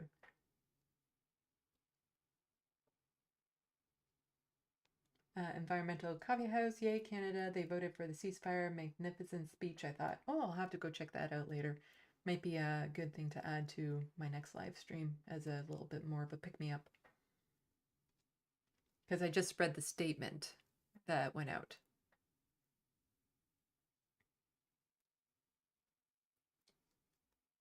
Okay, let's see. What else did I have in the docket today? That might be quick.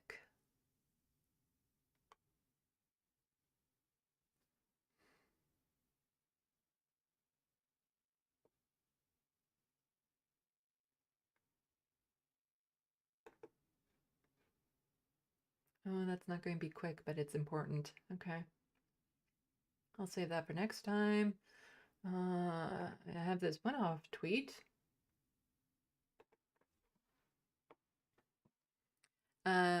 So it was just released that we have a minority government right now. So the Liberals are the ones in power, but they're propped up by the NDP, and they need the NDP or another party in general to vote with them on anything in order to pass anything.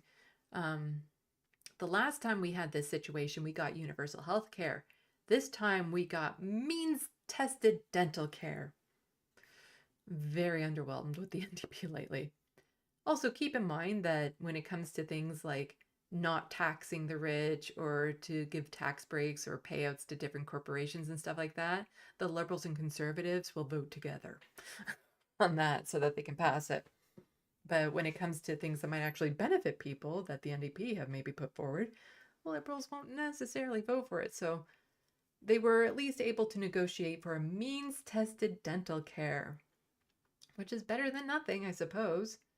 So not all disabled people will be covered, only ones federal government has recognized through DTC, that's a disability tax credit, as opposed to post yesterday saying that the coverage is for disabled people. So in Canada, you have like your provincial disability relief, like the ODSP here in Ontario, Ontario Disability Support Program. But then there's also a federal disability tax program to help people with disabilities. But the qualifications to get on them are different. And so a lot of people who qualify provincially don't qualify federally. And this is a concern for people like me who qualify provincially, but most likely will not qualify federally. That when they finally get through this disability, oh my God, it just slipped my mind. Basically benefit, where they basically actually increase our rates to just below poverty levels, that somebody like me won't qualify. And that is something I've always been worried about, even though some people are saying, oh no, if you're on disability now, you'll get it. And it's like, I'm not entirely sure that will happen. So let's take a look at, they finally passed the plan, I guess, the new dental care plan. So the NDP's new Canadian dental care plan will be phased over the coming months. The application process will start in the oldest senior first, continue to all eligible seniors, and move on to other groups for the spring. So, starting soon, people 87 and above will get dental care. Because here's the other kind of conundrums with all of this. on Ontario Disability, I do get some dental care. So cleaning, cavities, things like that are looked after. But back when I was employed, I got a root canal. I need to get a crown on that. Disability does not cover that or even part of it. So I have to be careful that I don't crack that tooth right off until I can somehow, someday afford getting a crown. Now, the benefits, like the dental care I have been able to get, I'm grateful for. But what a lot of Canadians don't know, if they're on like provincial disability programs, is that as soon as you get to the Canadian pension plan, the CPP, all the benefits that you get on your provincial disability, like coverage for medications, the dental, some equipment, all of that goes away. And you're just given one check that's supposed to cover everything when your cost to your health is going to be increasing. So you don't actually get more. So seniors that are on CPP don't have any dental coverage at all and are somehow supposed to pay for it at an age where a lot of people are losing their teeth, need dentures and things of that sort. So starting soon, people 87 and above will be able to get dental care.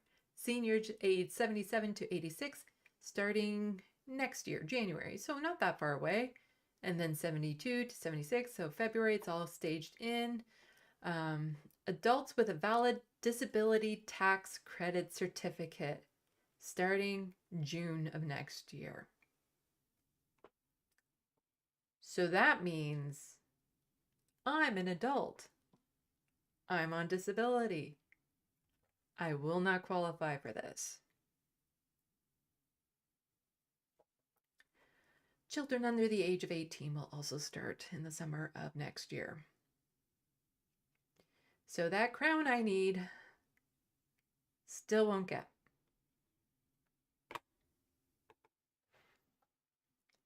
That's the progressive party for you. The means-tested bullshit party that we have now of the NDP. They're such a disappointment. Such a disappointment. Okay, so I will remember to put the links to the article I was reading about the food and the APTN article. So I have some other stuff that I can put in my next live stream at least. Because it's getting late, it's dry in here, and I still want to work on my script, so I don't want to push it too much.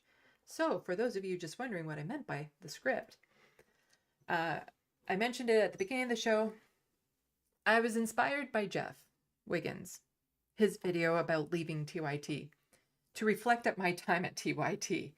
And when I thought back to it, I'm like, oh my God, a lot. That was a lot, everything that I went through. It was a lot. So I'm going to be making my own video about my experiences at TYT. The video isn't designed to just shit on TYT. There's actually very valid points in this video of the struggles of being a contract worker, the struggles of being autistic in the workplace. But also another key point that I want to make in this video is that TYT is a capitalist corporation. To think of it being anything other than that is just going to lead to disappointment like it did with me. And I think too many people have propped TYT up on this pedestal thinking that it's something it's not. But they have a bottom line. They're a corporation. That bottom line is profit. And I think too many people go in there, you know, wide-eyed and bushy-tailed and, you know, starstruck to some extent, thinking that it's a progressive network. No, like trying to get the progressive message out there is one of their goals, but it's not the goal. So I'm just going to be talking about like my struggles behind the scenes and all that sort of stuff. I meant to work on the script today and hopefully get it done, but maintenance in the building in my apartment kind of distracted me from being able to do that. So I'm going to be working on it hopefully after this. And if it gets all smoothed out and everything, then I can record tomorrow, record tomorrow, and edit. And then I might be able to get it out tomorrow evening but it depends on how long it takes to record, and it depends on how long it takes to edit. And it depends on if I'm still working on the script, if I'm still kind of just smoothing it out and getting everything, because I'm super paranoid about wording in this. Being autistic, I have a really hard time understanding or knowing what is appropriate. I don't want to overshare, but I want to share important things, but I don't want to share things that are sensitive or not appropriate to share at all. So it's difficult for me to figure it out. Plus, the amount of anxiety I'm going to have posting this video is quite extreme, because I do suffer from a lot of anxiety whenever I post a video that I feel might be a bit controversial. And sometimes that anxiety can eat me up. Like the last video I posted about Sam Cedar debating the right. No anxiety at all with that one, because that was just kind of a lot of fun. But there's been other videos where I've just kind of like tied myself up in knots with anxiety, worried about how it'd be received, and then no different than any other video I've done. But just given the nature of what this video is talking about, there's a good chance it's going to get a little bit more attention than my average video. So I'm super anxious, but I feel like it needs to be said. I don't want other people to go through the same thing I went through with them. And if people go into TYT more aware of what TYT is, then they stand a better chance of having a better experience with that company than I did. Because as a network, ideally, I'd like TYT to succeed, because it's the only real big leftist network we have. It's just the two people at the top need to go. Cenk and Anna are just, oh, Ben Glebe, he can leave. My God, he's been horrible, horrible piece of shit lately. Like, just horrible. Yeah, it's just, I can't support the network, just given everything that happened, plus their anti-trans, anti-non-binary language rants and everything. Like, I can't support them, but to each their own. Let's check some chat.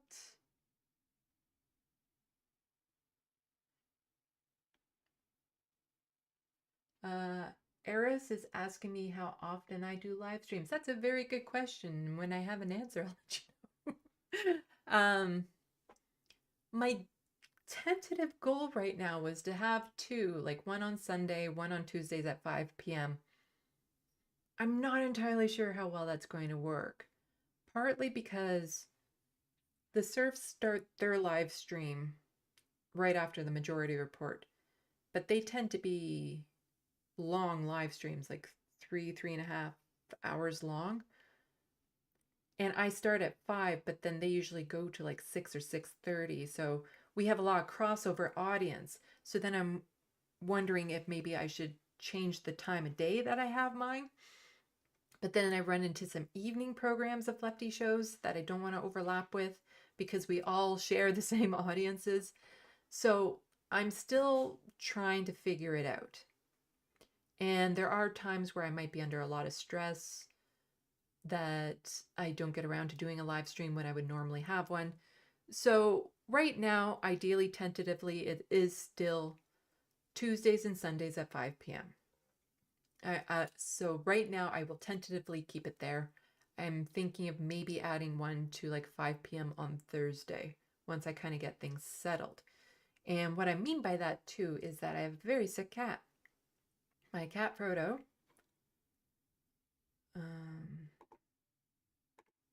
He's 15. I had to take him back to the vet recently. The outlook isn't that great, so a lot of my attention is kind of diverted to him. Any help with the vet bills would be greatly appreciated. He's not out of the woods. Like, he's eating a little bit right now. He's walking around. He seems fine, but I might have to take him back. And if I do, it's just going to be, again, so much more money. And it's not even necessarily going to be to tell me anything good. Because if I take him back to the vet, it's going to be for an ultrasound to find out if he has cancer in his intestine or if there's something that they can actually operate on. And if it's something that they can operate on, it's a toss-up if I should even do it at his age because he might not live through the surgery.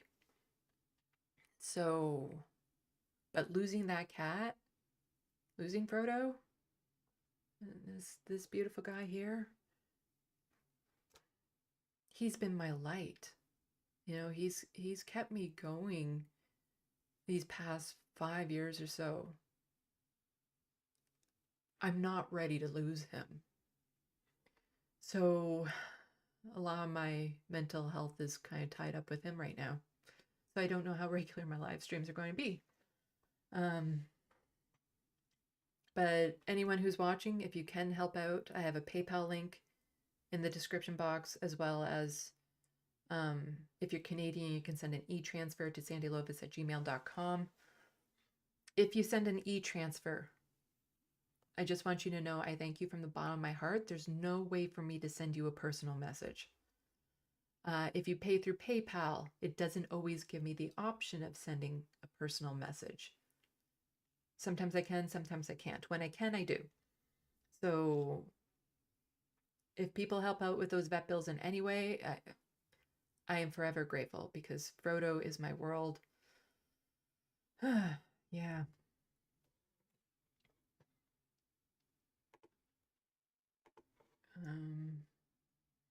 But I'm enjoying these live streams. I feel like I'm still finding my sea legs, if you want to call them, with it, figuring out my groove, my jive with it.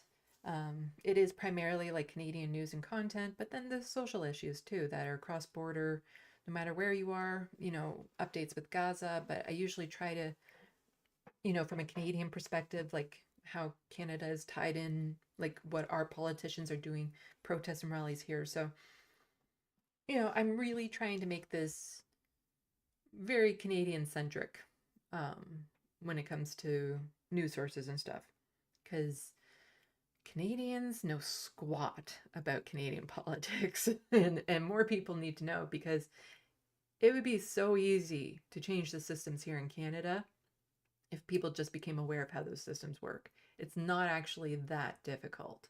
But since so few people know, and the people who know how it works are the ones that are in power and want to maintain the status quo, yeah.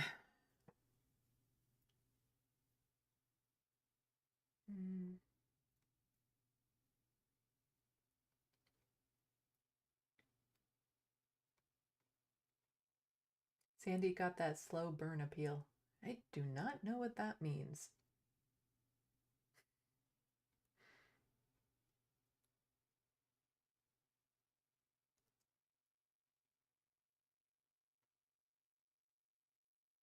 Bad lefty, that's insane because old people never get sick. Yeah. Yeah, we do not have universal health care in Canada. Not the way that people, like, especially in the States, when they say universal health care, they think things like eye care, dental care, hearing, all medical devices and medications are covered, when that is far from the case. We have some universal health care. Like, if I get into a car accident, go to the hospital, providing they have a bed open, I can have surgery, get the care I need right away, and it doesn't cost me a thing. And the healthcare system has saved my life 5 times over, not joking. And it hasn't cost me anything. But if I need rehabilitation after that accident, well, then it becomes a little bit more iffy. Or if I need a type of surgery, I could be waiting years to get that surgery unless I'm willing to pay to go somewhere else to get it done. You know, medications that I might need may or may not be covered by my disability benefits, and it's, you know, medical devices, things of that sort. It's not free, and it is causing a lot of Canadians to suffer and, you know, die prematurely because they can't get the care they need. And then speaking of dying prematurely, you know, medical assistance in dying just keeps on getting expanded. So you can't get the health care you need, but you can get assistance in dying. That's a progressive country for you.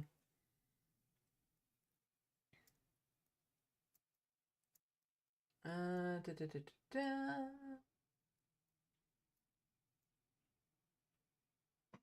So Life Canada acts like they have a lot of citizens. How will we pay for it? Yeah, there's only 40 million people in Canada. We're a state. We have the money. We have the money. We can pay for it. It's there. The amount of money we spend on our military or buying things that we don't need or pipelines or like all this sort of stuff, the money is there. Like the amount of money a government can just lose, billions of dollars, like $4.4 billion in COVID funding just disappeared in Ontario. And yet we don't have the money for long-term healthcare beds. We have a crisis in our emergency rooms being closed, and yeah, I had more about that in my last videos. I try, if my channel achieves nothing else, the main thing I want it to do is just let Canadians know what's happening to our healthcare before it's too late. Looney Tunes 9000. Canada has fucked up the Progressive Party up. Yeah. We have no Progressive Party here.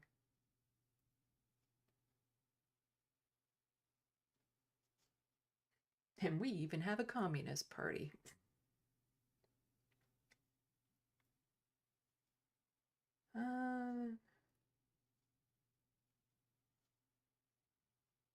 Environmental coffee house. I wish I could. I have 7 cats, all rescues, a lot elderly ones dying, and I'm doing hospice for him. I understand the difficulties. Yeah. I had about that many cats at one point too.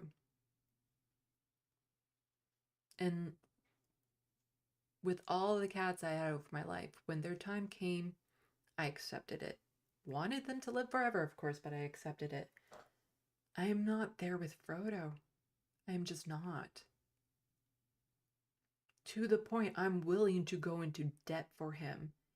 And like for me, that is a thing. Because going into debt is normally something that is an actual trigger. Like can send me going spiraling and paranoid and horrible things from, a history of having to deal with like debt collectors and things of that sort. But for Frodo, I'm willing to go into debt because if he can be saved, I need to. Because I'm not ready. Even though I know at his age and his health right now, he could be gone at any moment. Which is just, I hope then it's at least that I don't have to take him into the vet, that he just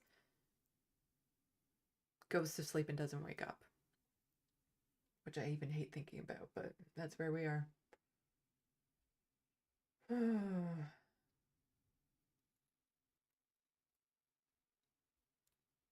BKK, the US circus can't be outdone, unfortunately. Yeah, Canadians are too distracted by what's happening there to pay attention to what's happening here.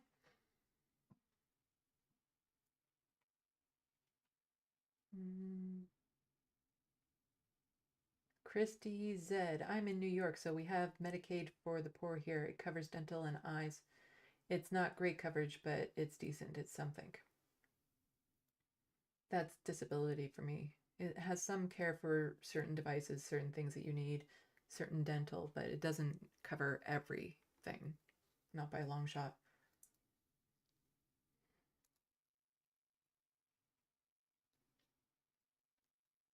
Bad Lefty and our women are even scarier. I have no idea what that's in relation to.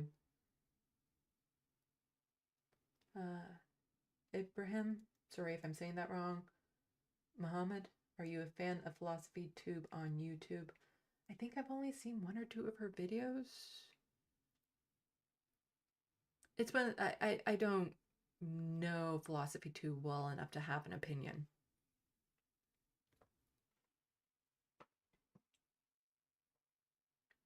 My dogs are goth. I'm floored you guys can have demands, requests in doctor's offices. Here they can be rude as fuck. We have no choice. We have limited choice here because if you have a family doctor, you kind of need to keep them because trying to find a new family doctor is very difficult. So if the current family doctor you have isn't that great and treats you poorly, you sometimes have no choice. Yeah, it's Canadians, come on, wake up.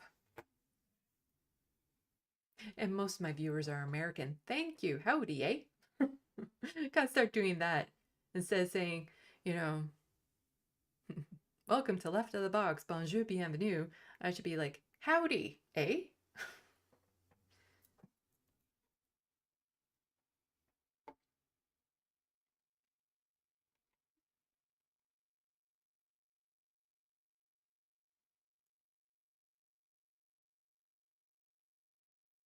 Chrissy said, I never gotten a credit card. I don't owe anyone on planet Earth $1, but my credit score is trash because of it. Yeah, I ran into a bit of that because, like, I got a credit card when I was in my early 20s as a last-ditch effort. It was right before I went homeless. Even put my rent on it and stuff. And there was only like $1,000 limit on it, but I still somehow managed to put $1,500 on it. And then there was an overdraft in the bank and all this sort of stuff. And after that credit card, I didn't have one until my father died.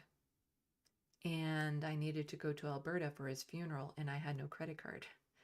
So if I had to, rent a car or something while I was out there, because I didn't know what I was flying into, I didn't know what kind of support I would have. And the town my father was in is extremely north. It's a 7-hour drive north of Edmonton.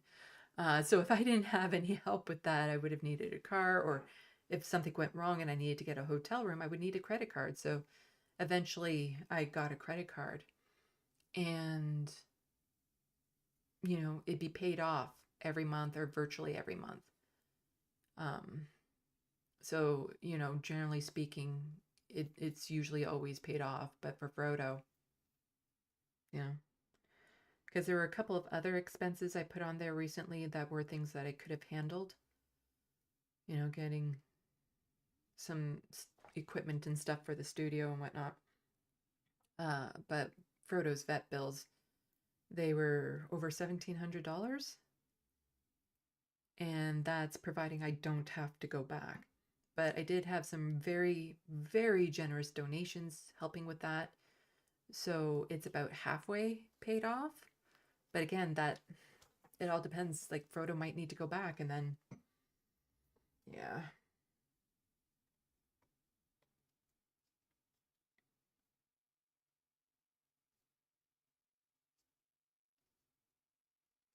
Lynn Running Deer, Sandy rocks with a whole bunch of rainbow hearts and a smiley face. Why, thank you. All of you guys rock. Thank you so much for coming out. It's nice to know that there's people I'm actually talking to, and, I'm not just talking to the camera. No, stay with the French. Sexy as fuck. Sexy ASF? Oh, sexy. Sandy. Chrissy said is saying. Bonjour, bienvenue. Salut. Je m'appelle Sandy. Yeah, I know that much French. But shh, don't tell anyone else. I'm very fluent in French. Oui, je parle français.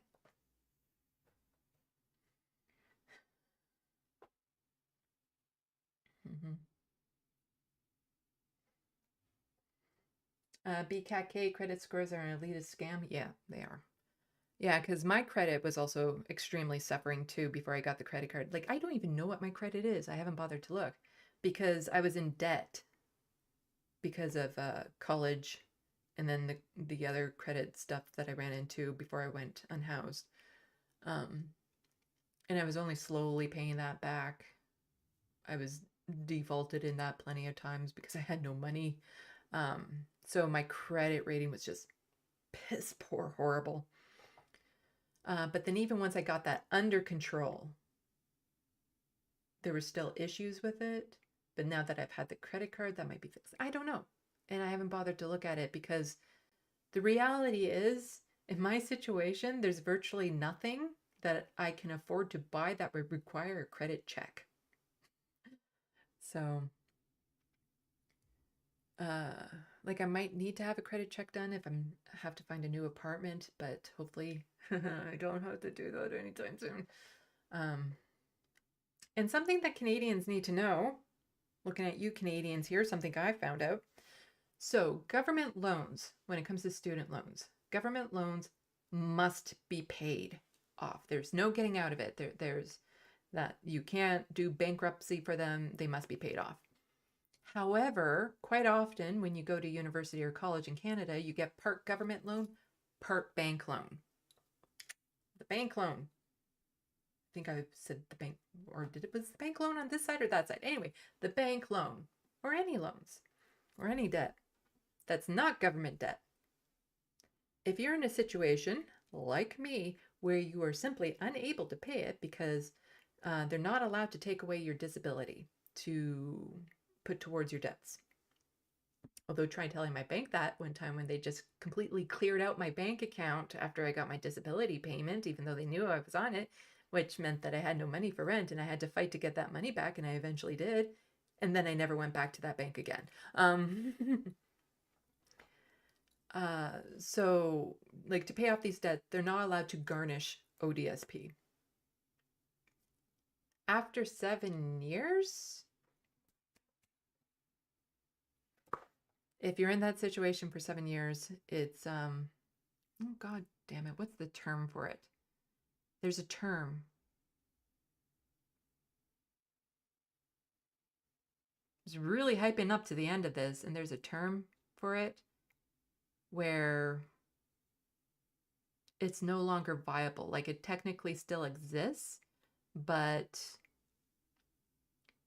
it doesn't go towards the credit score. It can't be collected on. It's, damn it, what's the word? There's a word for it. That's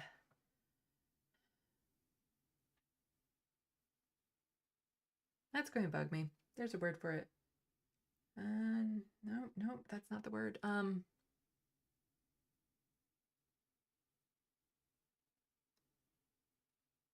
It's not exempt. It's not, it's, oh my God, this is going to bug me. I hate when this happens. Let's see if I can Google it.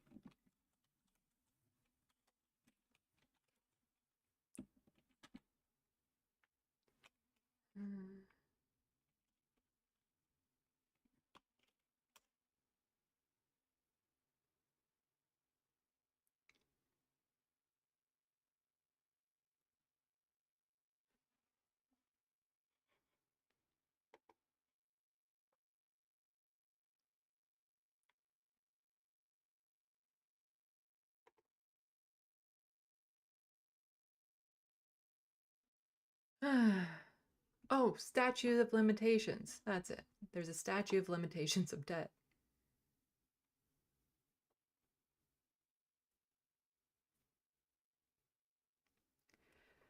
So the statute of limitations means that they can't go after you for it anymore. You still technically have it. But as far as credit's concerned, as far as creditors are concerned, they can't go after you for it anymore. It shouldn't be affecting your credit score or anything of that sort. Yeah, so there's a statute of limitations and it's 7 years.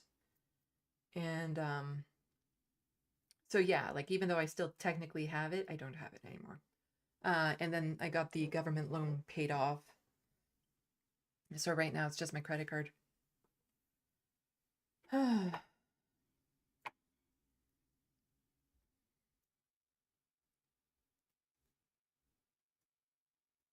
So Environmental Coffee House, I'm actually working on a show on long-term disability in the United States, but I have to be very careful because I got a settlement in which was enough to get rid of my narcissistic husband and cash legal.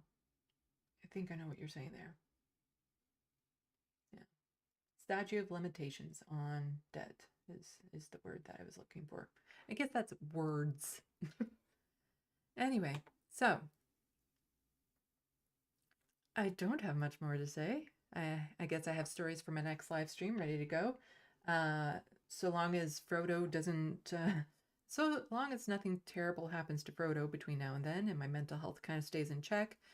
The next live stream will be Sunday at 5 p.m. Eastern. Also, there's a good chance I just completely shut down after posting the TYT video for a bit, that I might just need to completely unplug. Like, when I have this much anxiety about videos and stuff because I'm worried about how controversial they'll be, I'm probably not going to be checking the comments on it because I don't think I'll be able to handle it.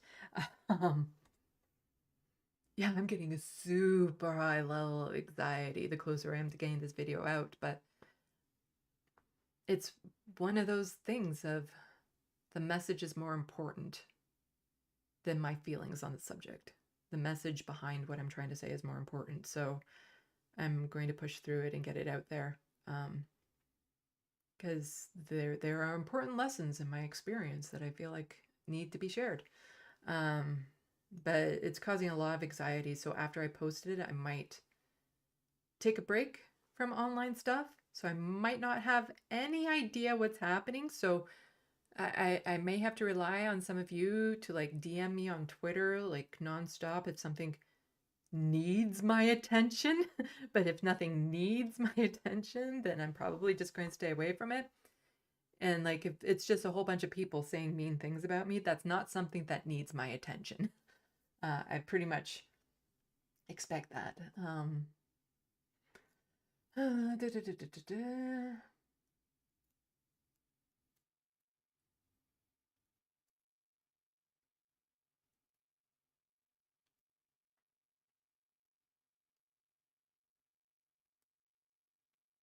Okay.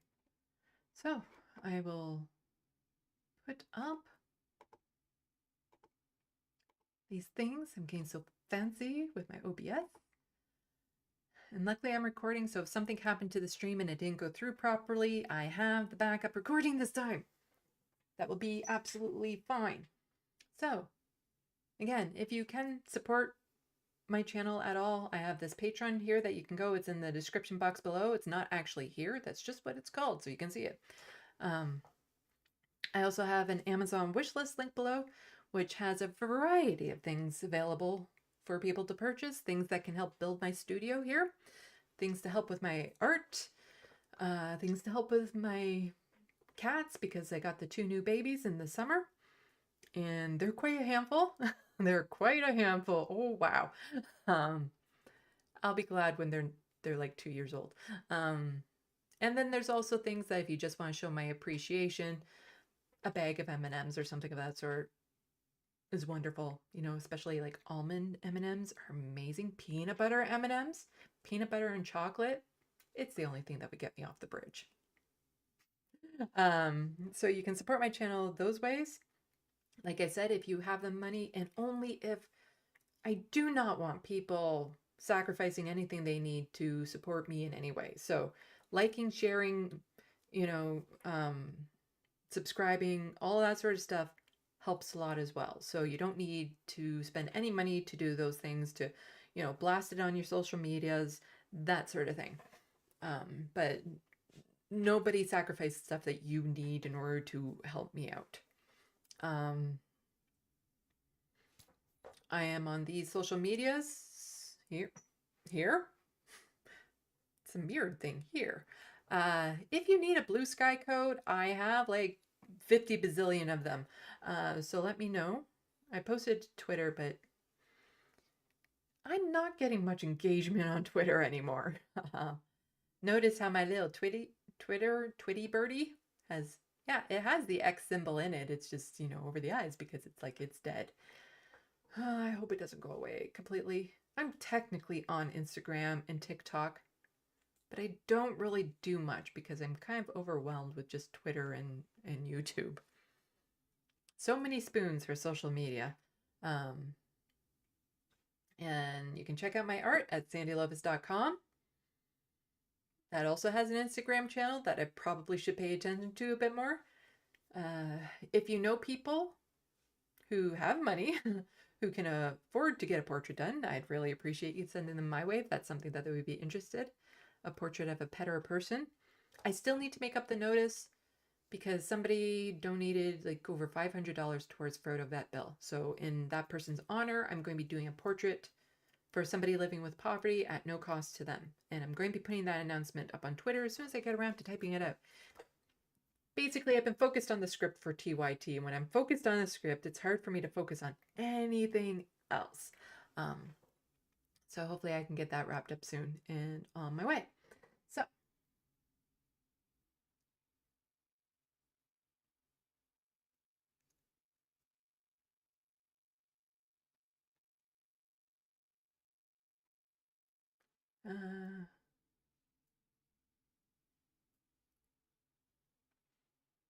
let's see.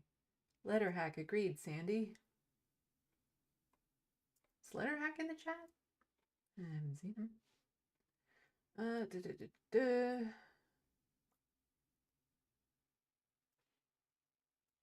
Oh, where was it? Somebody saying they have a whole bunch of pencil crayons.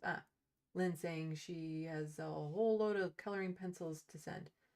I have a massive collection of pencil crayons because I buy them from all the different brands because, you know, a cherry red in one brand is a different cherry red in another brand.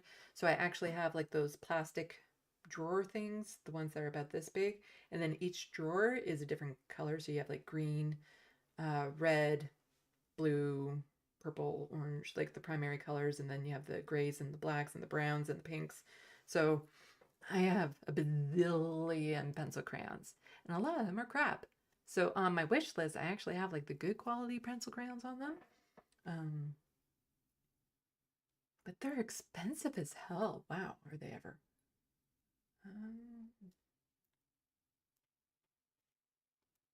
Yeah, my dog's a goth. A bazillion codes is a lot. I could probably repopulate Blue Sky with like everyone that's still on Twitter with how many codes I have.